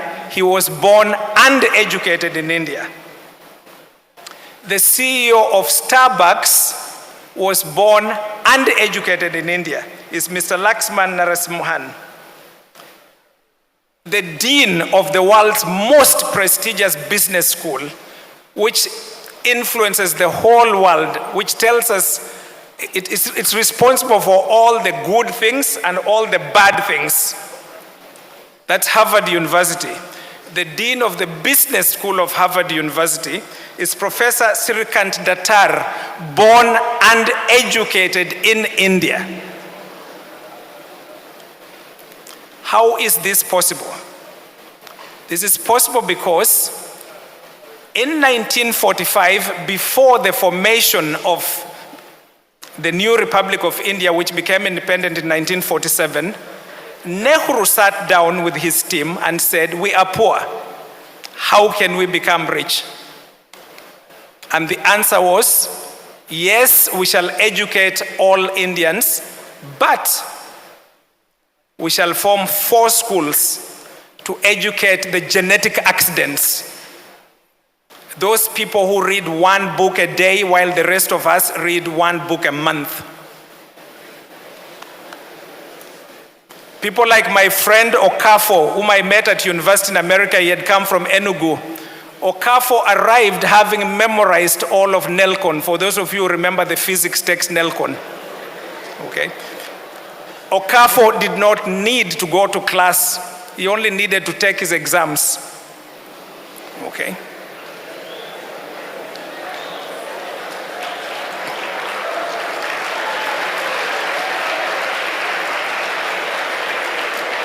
So ladies and gentlemen, what India did in 1945 in its discussions and then implemented in 1947 is they created schools for Okafo, while we let Okafo stay drunk because he cannot sit in our ordinary classes. They are too poor. He knows more than the teacher. That is idea number 2. If this continent is to rise at all, every kingdom, every county, every town, every city, every local government area must have at least one secondary school, one, for the genetic accidents, for the people who can make rockets. These people exist in your village. They are walking barefoot and they will become alcoholics. And we usually call them witch doctors because they see what we cannot see. True story. In December, I was at home in Amagoro, Busia County, Kenya. I met a boy, his name is Sheraton, carrying jerrycans of water, and schools had opened. I said to him, what's the problem? Why are you not in school? He had trouble speaking because his brain does not do ordinary language, it does mathematics. So I asked him, did you go to grade 8? He said yes. How many points did you get? The points he gave me were so high, I told him, go get the report. I don't believe this. He brings the report to me. I look at his scores. They were so high, I decided to put him in my car and ask him a few questions. So I asked him, true story, I said, tell me, Sheraton,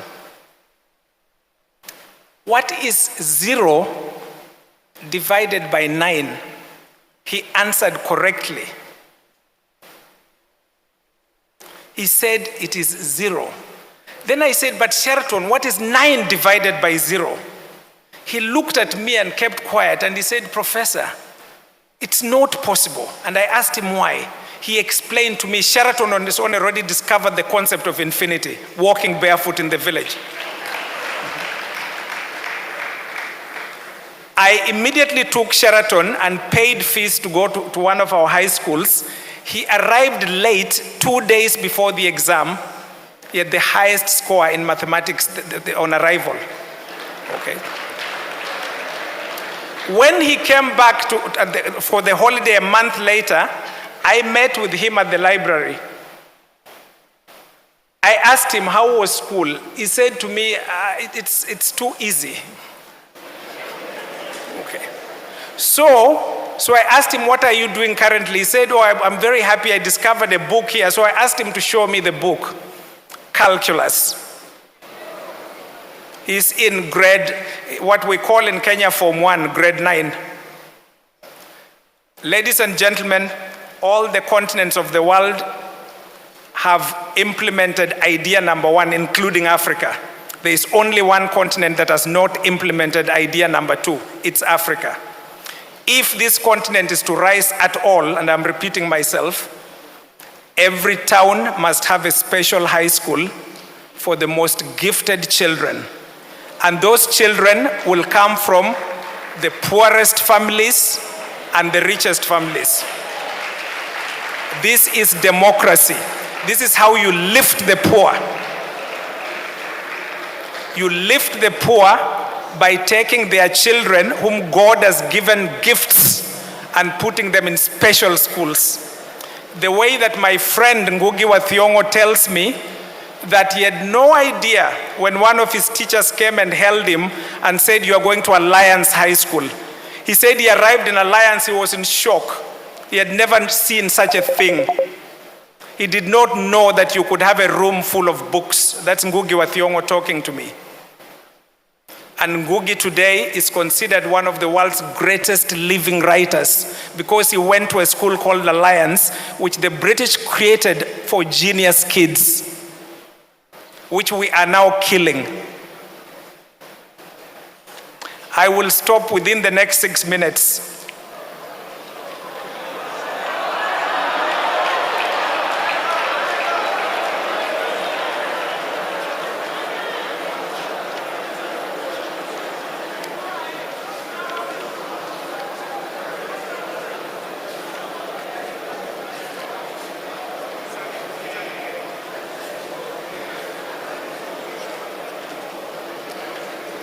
Okay, ladies and gentlemen, again, I'm just running around my paper because I have to cut it down. Let me just mention a few statistics. Now, these statistics, for thoughtful Africans, you will need some whiskey tonight. It will be difficult to sleep. There are 3 organizations in the world that rank universities. And these are the Times Higher Education ranking of world universities, the QS ranking of world universities, and the Shanghai Academic ranking of world universities. According to these 3 ranking organizations, and by the way, how do they rank? The ranking is based on 1, research productivity, 2, the ratio of students to professors, 3, number of patents produced, 4, endowment dollars, how much money does the university have, 5, selectivity, how selective is the university. Based on these rankings, our continent, which has 1.5 billion people, 54 countries, not one of our universities appears in the top 100 universities in the world, not even the University of Cape Town. The University of Cape Town was among the top 100 until we took over the control of South Africa. It's no longer among the top 100. Now listen to this, ladies and gentlemen. Singapore, which has a population of 5 million, has 2 universities among the top 100. South Korea, which was poorer than Ghana in 1960, has 5 universities among the top 100. If you're wondering why South Korea could summon African presidents to their headquarters. South Korea, population 52 million, 5 universities among the top 100. That is why you end up with Samsung. That's why you end up with LG. That's why you end up with Kia. That's why you end up with Control. That's why you end up with a GDP of 1.7 trillion, while Kenya's GDP is only 113 billion.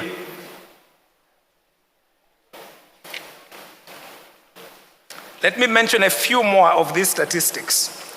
And please feel free to stop me.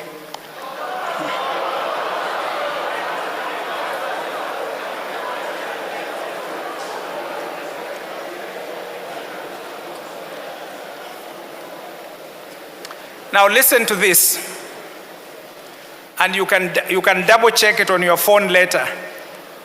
The World Intellectual Property Organization, which registers inventions, and remember we're standing in Benin. In this city, 2,000 years ago, at the time of the birth of Jesus Christ, Africans had discovered iron. They were smelting it in Benin. 2,000 years ago. Okay? 500 years ago, right here in Edo, people discovered how to mix copper with tin to make bronze. That is 500 years ago.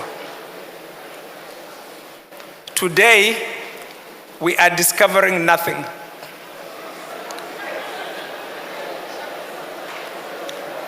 Now, for those of you who have read the book A Bend in the River by V.S. Naipaul, this is what V.S. Naipaul, this is how it opens, and it's about Africa. Those men who allow themselves to become nothing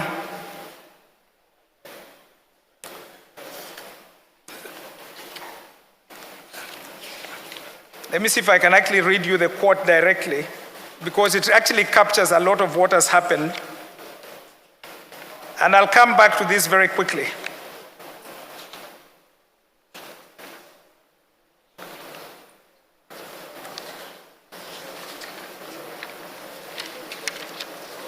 And if I don't find the quote, I will somehow pull it out of my head in the next few seconds.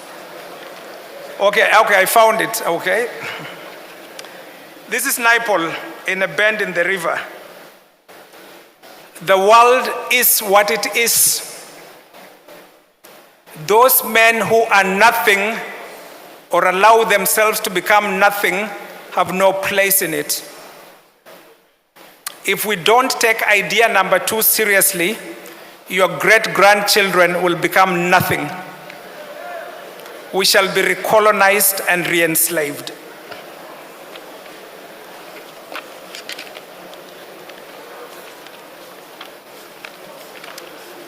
Let me quickly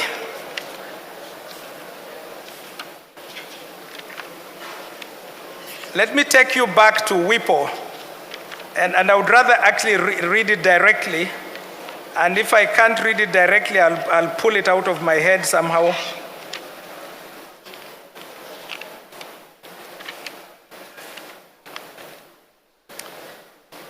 Okay, now listen to this, ladies and gentlemen. Discoveries. When you discover anything in your universities or in your research clusters, you have to register a patent. Israel, the country of Israel, which has a population of 9 million, which is half of the population of Lagos, 9 million. Now remember, they give aid to Kenya and to Zambia and to Nigeria and to South Africa. How many are they? 9 million. Israel in 2022, according to the World Intellectual Property Organization, registered 17,327 discoveries, patents, 17,327.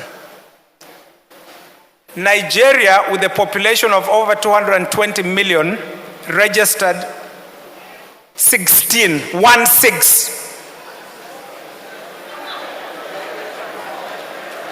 Ghana registered 11. Zambia 14. Egypt 866. All the 54 countries of Africa, with a population of over 1.5 billion, registered less discoveries than Israel. Okay.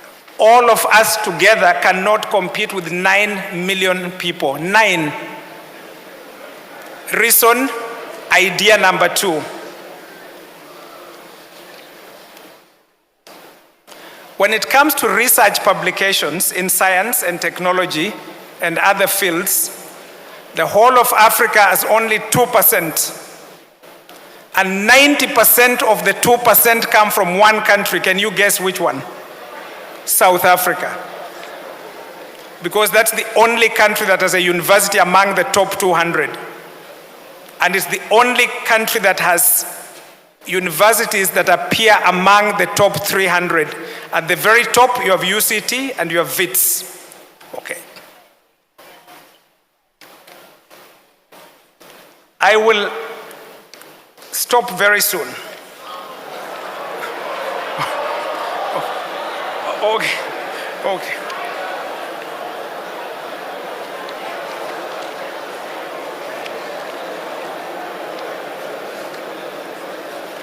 Okay, so I'll mention a few more stories with apologies for people who have to go to the airport. I will mention a few more stories with serious apologies. Let me jump to something else. Talking about leadership.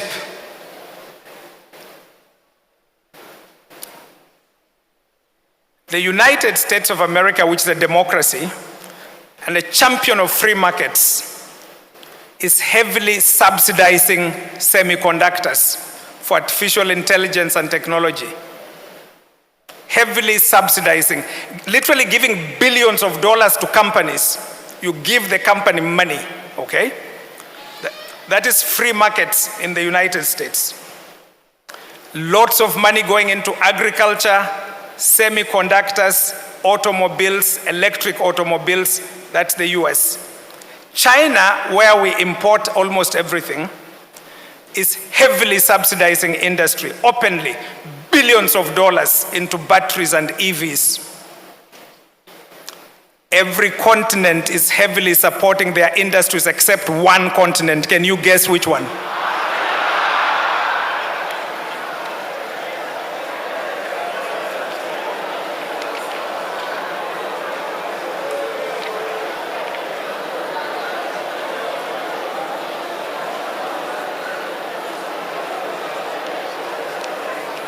Let me jump to another idea.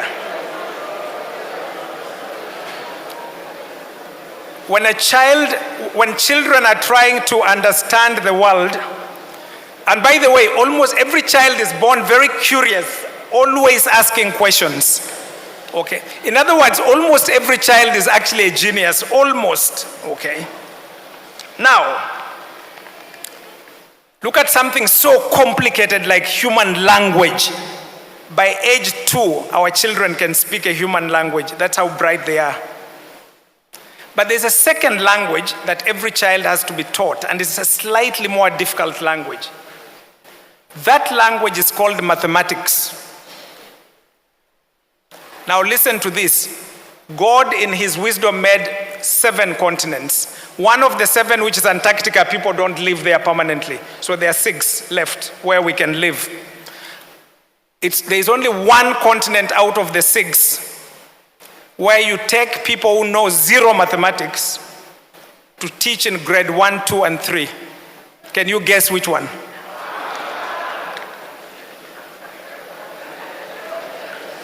One continent. My daughter goes to an expensive private school in Nairobi.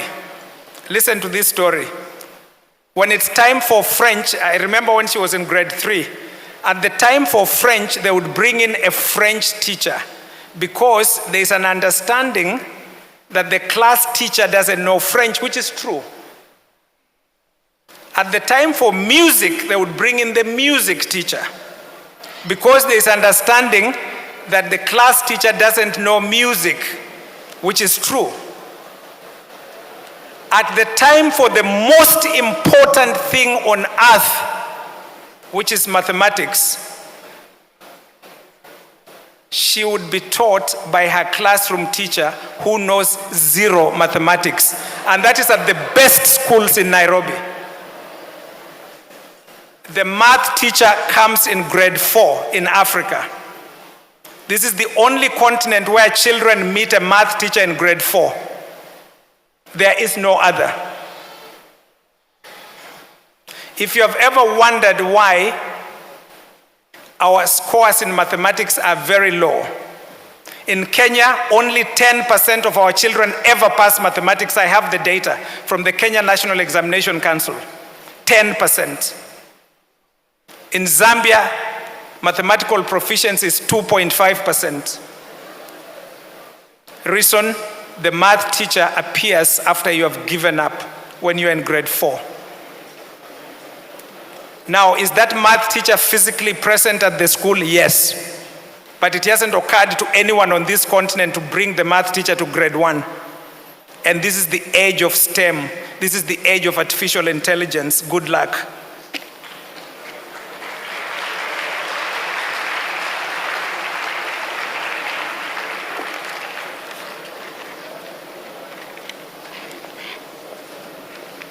If you have a child in a good private school, go find out who's teaching them mathematics in grade 1. It will be someone who cannot answer the question, what is 10% of 200? And that is at our best schools.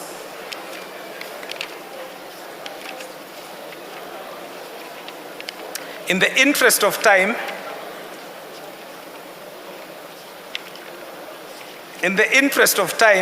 I will close by asking questions. Question 1. Why did the World Bank and the IMF in the 1990s. And remember, the guys who come from the World Bank have gone to the best schools in the world. They are coming from elite universities like Harvard, Yale, Oxford. In fact, before I go there, let me say a little bit more about India again, because India is a very good model for Africa. The 4 IITs are now 23. Okay? So that's why India is able to produce global talent in technology, engineering. They are now 23. One of my friends who is a graduate of IIT told me that during his year, the cutoff for admission was a 98% in mathematics. If you had 95, you couldn't get into IIT Mumbai at the time. Were they able to fill the class? Yes.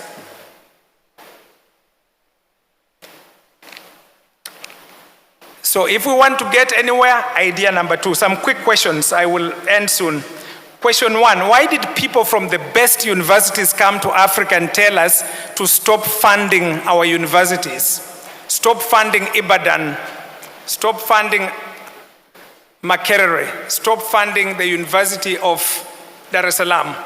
And we accepted. Meanwhile, they are still funding Harvard, Oxford, Yale.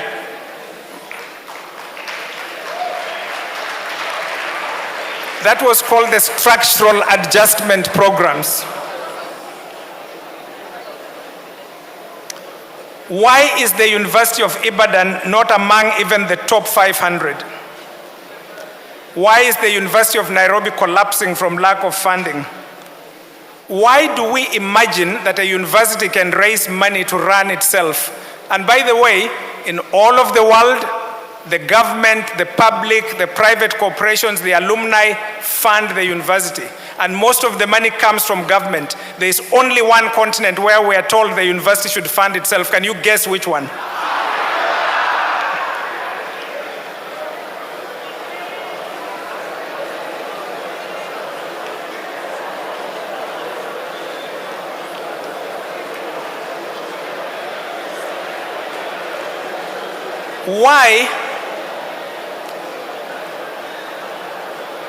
Why is it that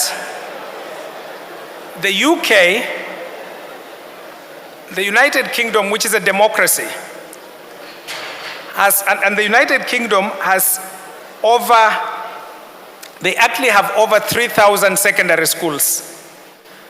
But they have selected 163 out of over 3,000. These are called grammar schools, highly protected, well-funded by the government of the UK for 500 years. Why are they telling us not to fund our schools? The United States, I lived half my life in the US. Every state has a flagship institution. Every high school has an honors program for people like Okafor and Emeka, okay? Rutgers, where I went to school and taught, when I was doing my PhD at Rutgers, I was made a hall director in the honors college. It's a public school, but within the university, there's a special college for genius kids, and they live separately. Okay, Brett Hall was for honors college students only. Why have we not borrowed those ideas? Next question. Why is it that in democratic countries like South Korea, Israel, India, the United States, the UK, Denmark, Finland, the list goes on and on. In those democratic countries, it is democratic to have special elite schools. In Africa, it's not. Why? In Africa, we're told that the University of Nairobi should be funded at the same level as the University of Kabianga, that Ibadan should be funded at the same level as, you can name it. Okay. In economic development, why is it a free market for other democracies to support their industries and protect their industries, but it's not a free market when Africa does that. Your Excellencies, ladies and gentlemen, if we care at all for the future of Africa and for the future of our great-grandchildren, if we care at all for our dignity, if we want to avoid becoming nothing, we must each, beginning today, ask the question, how shall a special secondary school be established in my village or town or local government area or county or church?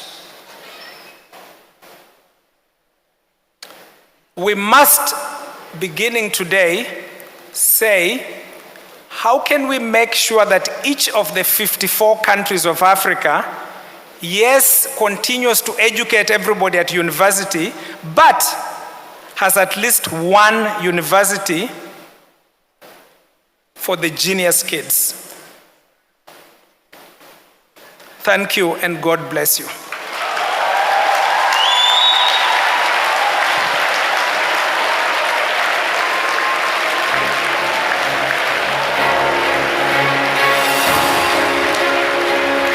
Ladies and gentlemen, Your Excellencies, you now know why he is our keynote speaker.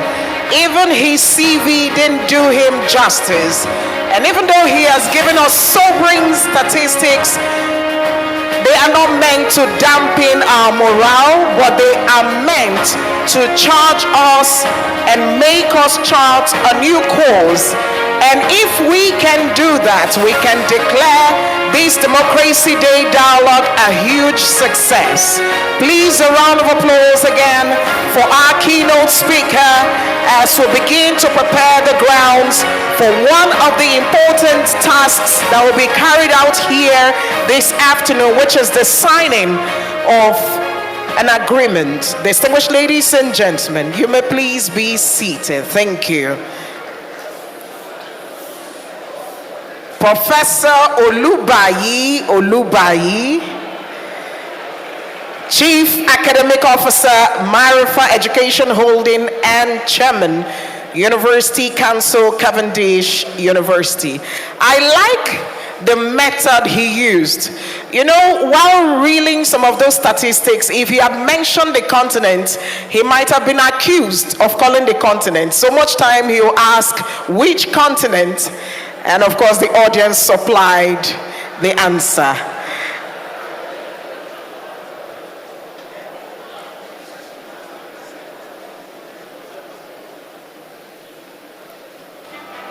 We're signing the MOU shortly. I'd like to invite the representative of UNDP to please step forward,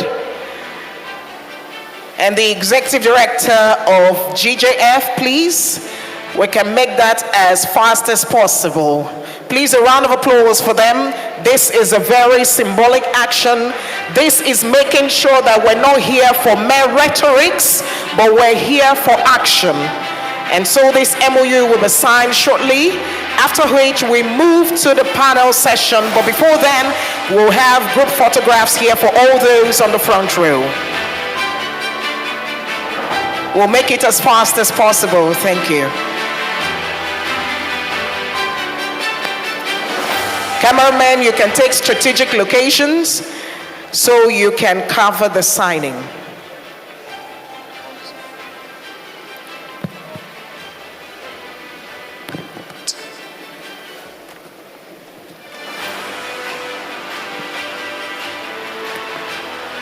Signing on behalf of UNDP is His Excellency Njoya Tikum, the Director, UNDP Sub-Regional Hub for West and Central Africa. And of course, signing for GJF is Miss Anne Yonu. So both of them are putting pen to paper to ensure this MOU is signed and ensure that we move ahead to bring more development to African region.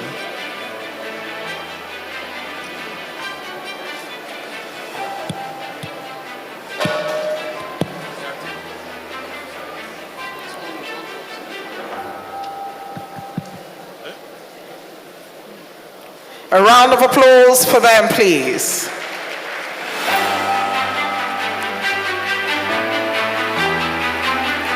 Thank you so much. Thank you. If we can have them move the tables again, thank you.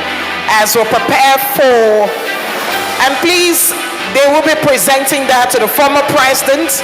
They will present a copy of the MOU to the founder of the GJF Foundation.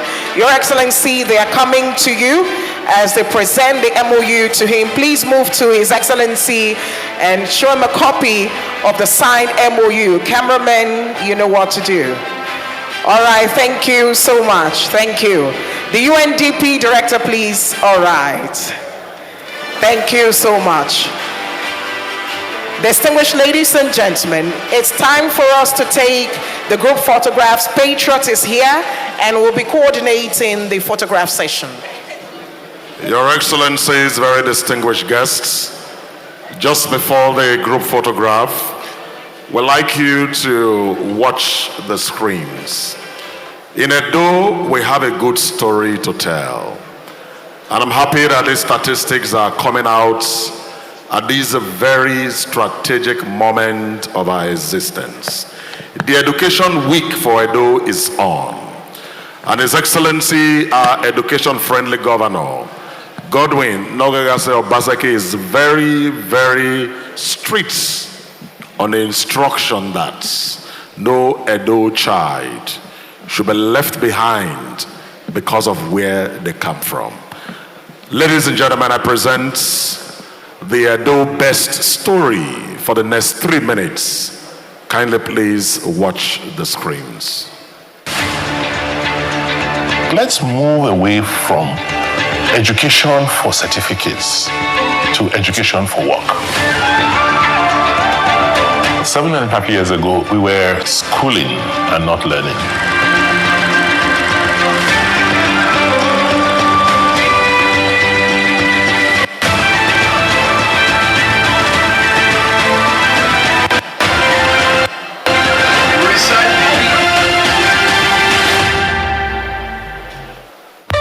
If you compare the learning outcomes today with what we met in 2017, it's like night and day. Our children in our school systems are a lot more confident. They are more knowledgeable. A child who is 10 years old is learning at about 70% equivalent child in Europe or America.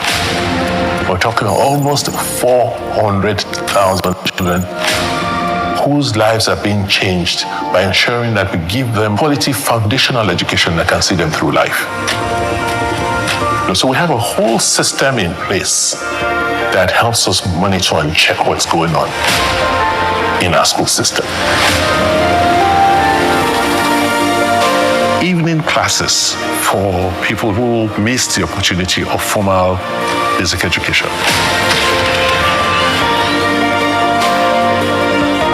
This reform at this scale would not have been possible but for technology. Teachers have become so motivated, so excited. Their level of confidence soared. Awaken the consciousness and lift our people from an analog mode to one in which they are now aware of technology and learn to use technology from a very early age. The reaction was electric. We thank God for the development, the record development.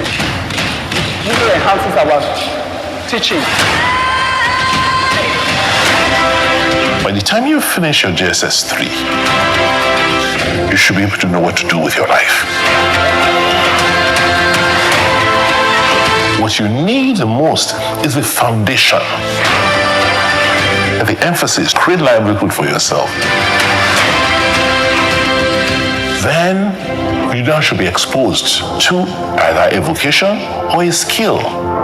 So if you don't have the opportunity to continue in life, you'll be able to fend for yourself.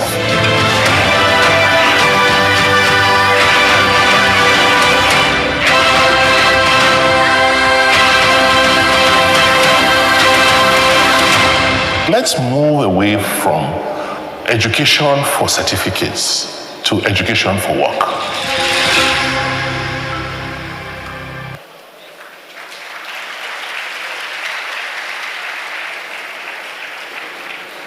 Your Excellencies, Your Royal Highnesses, very distinguished guests, would have loved to take the group photograph now, but His Excellency, the education-friendly governor, will be joining us very shortly, and when he does, the pictures will be taken. Eben Keys will fill in the gap with a spoken word. I'd like you to meet one of Edo's best. He is not just a son, his name is Aiboedefe Osawese Ebenezer. A graduate of microbiology from Benson Idahosa University, is an international poet, a writer, author. Ladies and gentlemen, I present to you the spoken word, Eben Keys.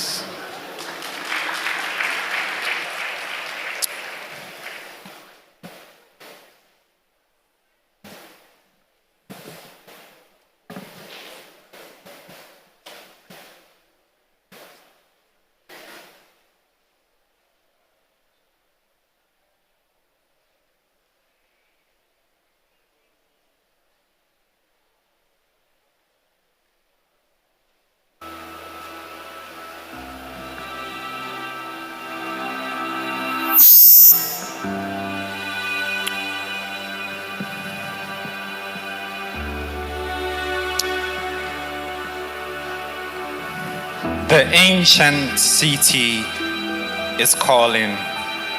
Oh, arise, sons and daughters of the land.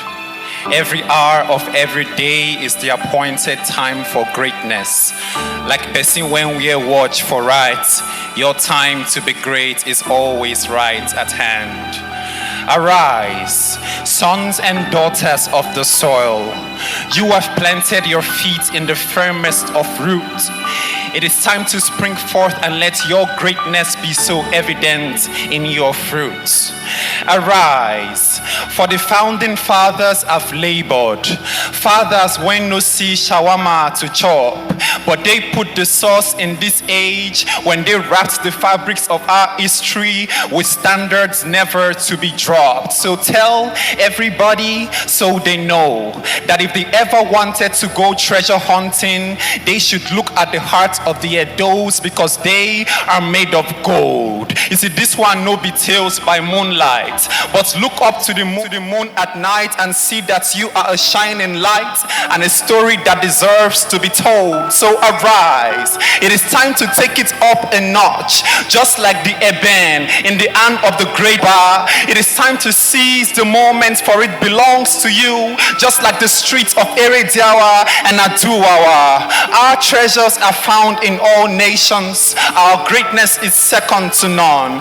Fully loaded and always ready to take our shots, we are making mockery of guns. To all who hail from this great land, to all the young and even the old, it is time to turn the caps lock on. Alas, it is time to stand up bold. It is time to stand together like our ancestors did when they fought those battles so that we may never entertain destruction. It is time to find common ground despite our diversity and unite like saying at the center of Five Junction. It is time for us to unite.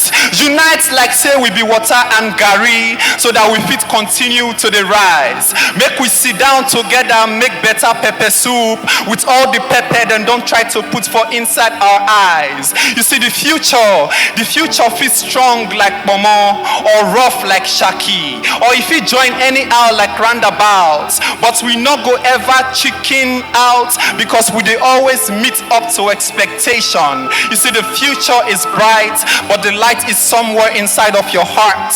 So it is time to wake up from your hibernation. Oh, arise, sons and daughters of the soil. It is time to teach your sons and your daughters that they are of the soil. Teach them that before the age of the internet, there was a web made out of love that held their ancestors together. Tell them that before the age of following each other on social media, goodness and mercy followed them because of the way they followed up with one another. Teach them that the ones that came before them fought for them with their blood, and it can never be in vain. Teach them that the future is a heavy responsibility, but discipline could pass as a crane. Teach your children so they might teach their children to come, that greatness is close to their reach if they open their eyes to see. Teach them that they come from the great and mighty Edo State, the land that others dream to be. Thank you very much. Ladies and gentlemen, can you celebrate Eben Keys? Eben Keys is the convener of Keys Concerts, an annual spoken word, poetry, and music stage production and concert. And that initiative is being supported by Excellency, the First Lady of Edo, Dr. Mrs. Betsy Obaseki, promoting young talents, discovering young talents, and selling them to the world. Can you make some noise for the most prolific First Lady in Nigeria? Thank you very much.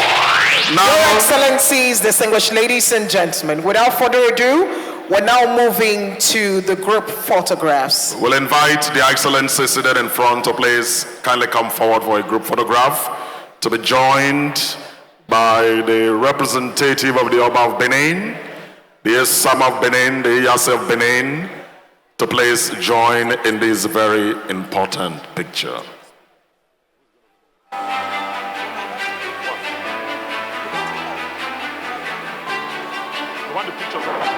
Okay, we'll take it up. Let's take it up here.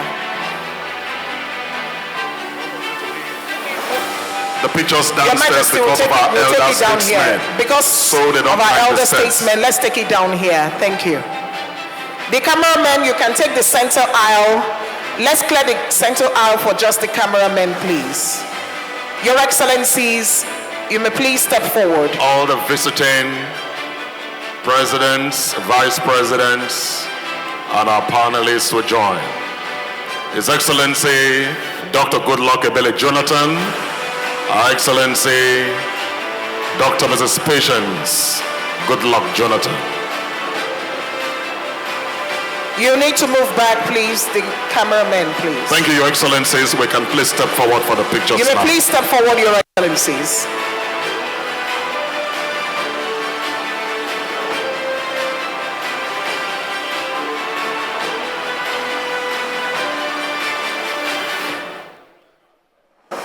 We'll invite Uwe Nohwa. Immediately after this, we're getting into the panel discussions. And of course, the panelists will be x-raying some of the points made by our keynote speaker. The cameraman, you have to still move back. And so, cameraman, can you kindly please move back? Thank you.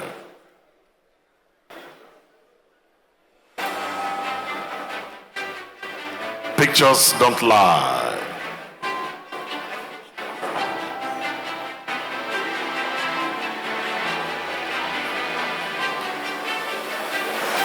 We're trying to avoid senior citizens climbing the stage, but I think the young can brave climbing the stage. Yes. The young at heart can brave climbing the stage. The senior citizens can remain downstairs. The younger ones can climb the stage up, so we can have the young at heart can please come up. Senior citizens can remain down. Welcoming Her Excellency Mrs. Sandra Mobayo, wife of Deputy Governor Edo. The summer will be standing with Mr. Governor, the Iyase. Uwe Nohwa will also be with His Excellency.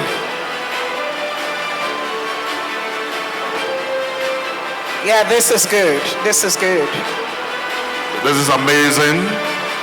This is historical.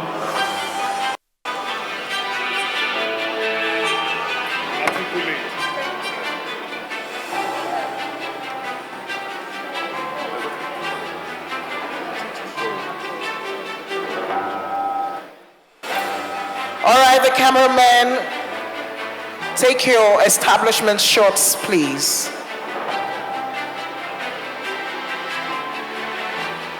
We have 1 more minute, and that will be it for the pictures. So kindly, the 2024 Goodluck Jonathan Foundation Democracy Dialogue, hosted in Edo, Benin City, the capital. Can you please applaud the excellencies as they return back to their seats?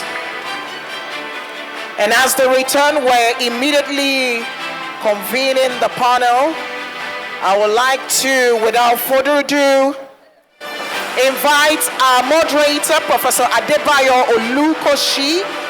Professor Adebayo Olukoshi, please. We'd like to have you on stage now. We're moving straight to the panel session.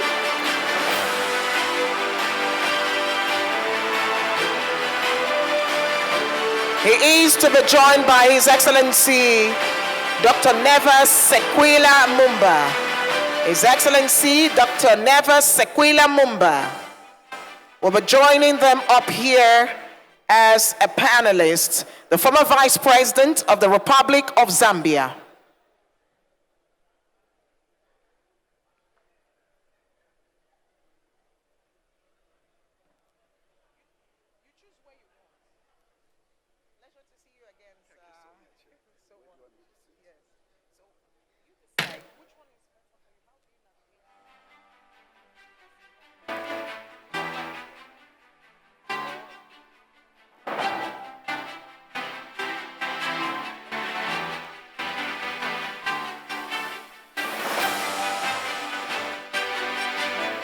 We already have on the stage His Excellency Dr. Neves Sequila Mumba.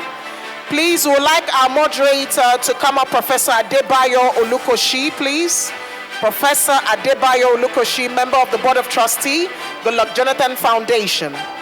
Also to come up here as a panelist is the Indian High Commissioner to Nigeria, His Excellency Shri G. Balasubramanian. His Excellency Shri G. Balasubramanian, the Indian High Commissioner to Nigeria.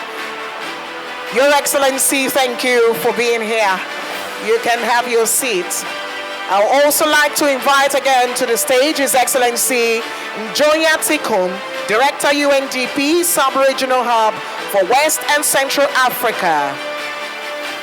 His Excellency Njoya Tikum. All right, my moderator is on stage now.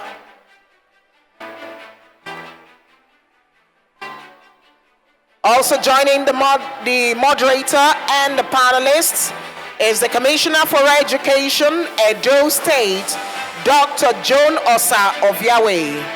Dr. Joan Osa of Yahweh. Commissioner for Education in Edo State is a member of the panel.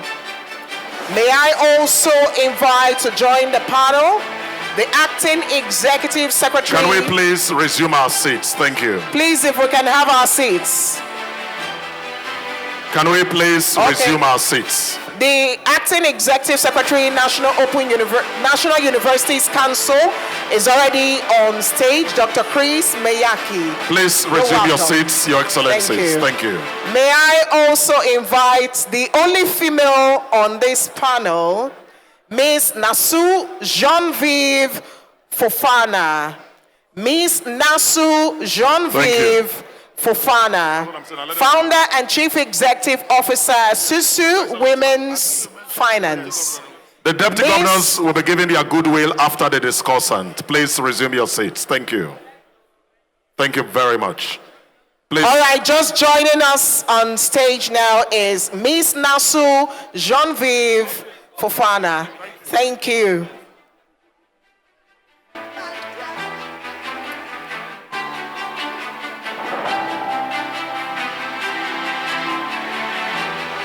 All right, we have two women on the panel, the Commissioner for Education and the Founder and Chief Executive Officer of Susu Women's Finance.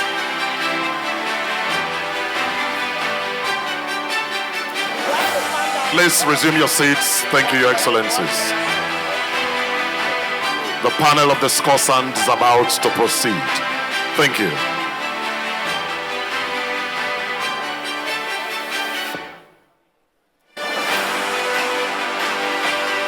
Can you please resume your seats? Thank you.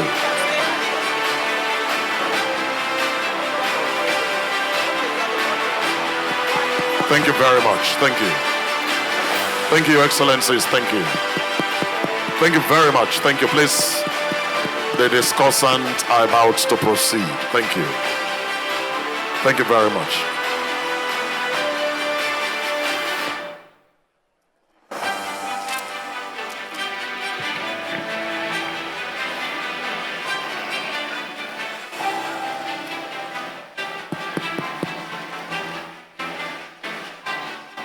We'll invite the Archbishop of the Metropolitan See of Benin, Most Reverend Dr. Augustine Obiora Kubeze, represented by the Dean, Reverend Father Dr. Charles Omogiate, to please come to his seat. Thank you.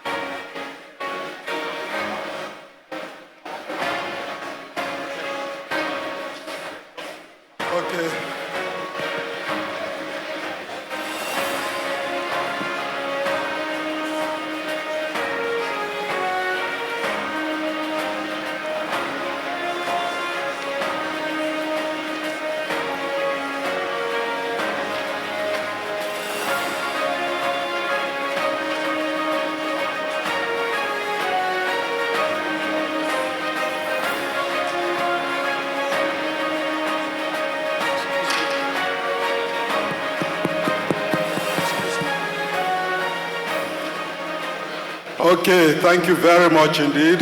We are going to get the panel session underway. Thank you for your patience. Thank you for your attention. We've had a very riveting keynote address, which I think for many of us Nigerians in the hall sent us asking a lot of questions of ourselves and recalling what our chief host, former President Jonathan, said yesterday at the state banquet about the special scholarship scheme which he had established during his time in office. As I listened to Professor Olubayi, my question was, what do we do to ensure continuity? Because there's a sense in which government after government, we do have initiatives that identify talent and that try to nurture talent in our system.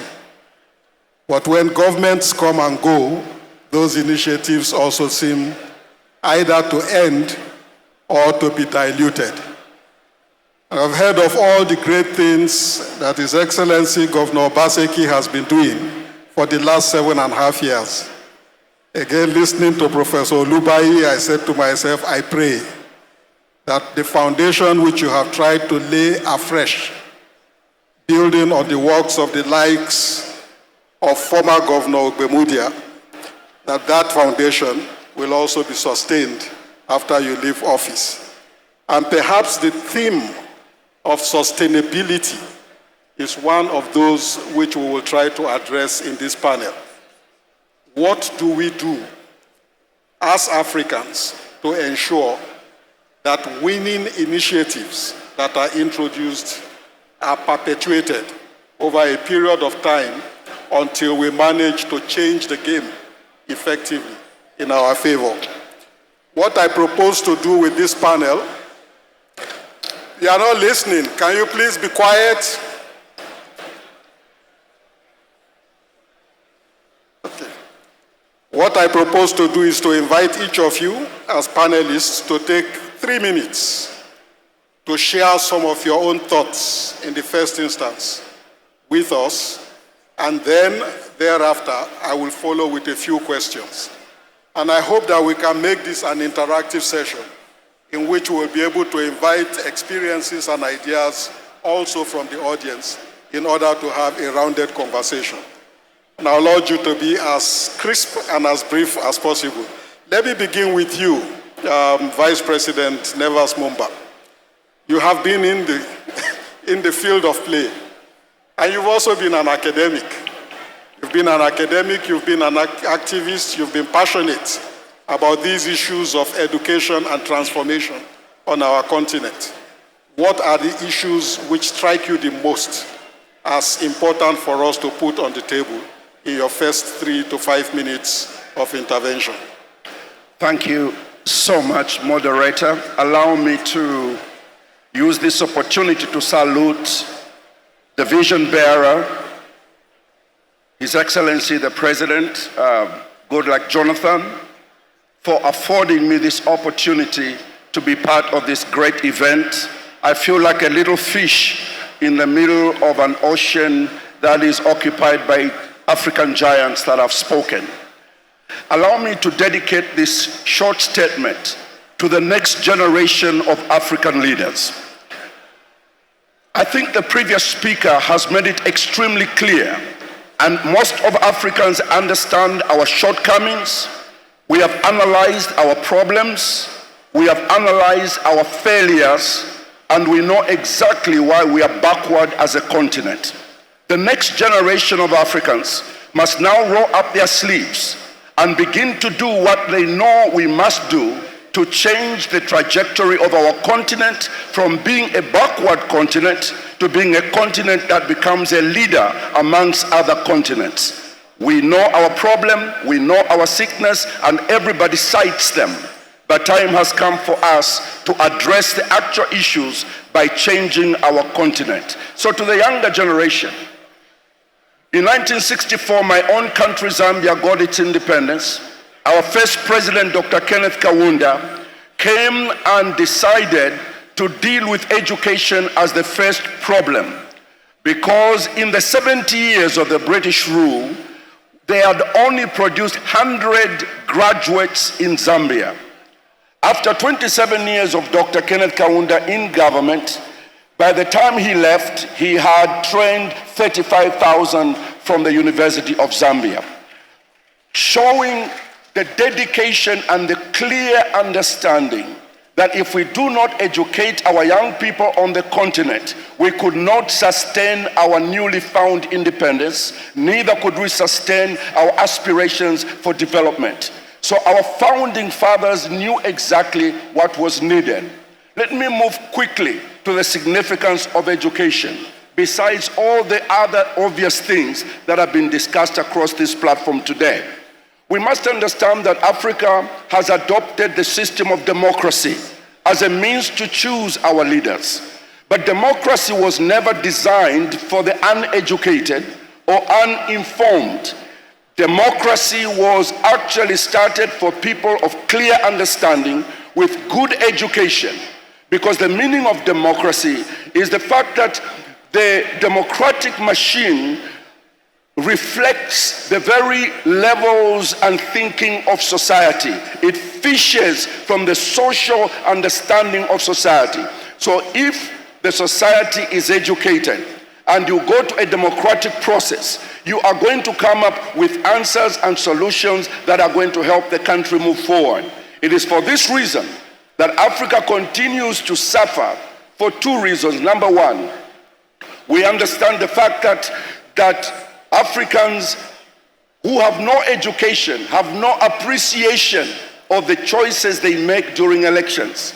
I'm involved in a lot of election observation across the continent, and I do understand that fraudulent elections are one problem that we have in Africa, but we also have the problem of lack of education amongst the voters, who think of today when they are voting. They cannot connect the power of their choice to the sufferings that they are going through.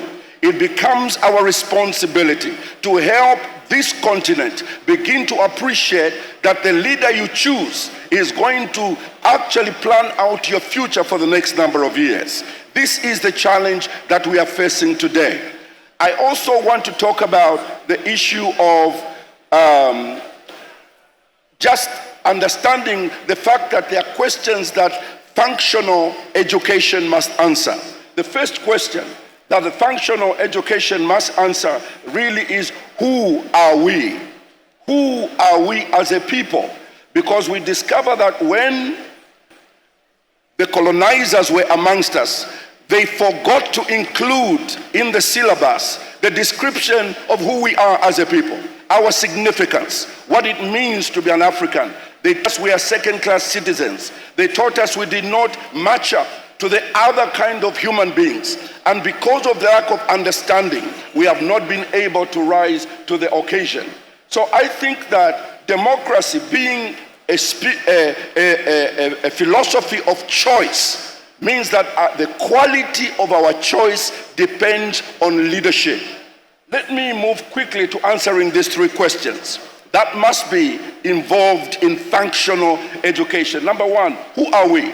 Number two, what do we want as Africa? Number three, who should we charge with the responsibility of leading us on the continent of Africa? I suggest, Mr. Moderator, that firstly, and you are watching Newsday here on Arise News. We are live in Benin City, where there is a Democracy Day dialogue by the Goodluck Jonathan Foundation currently underway. Many dignitaries present for the occasion to celebrate democracy in our country. We've heard from many speakers, and former President Goodluck Jonathan is set to be speaking later on today at this very symposium.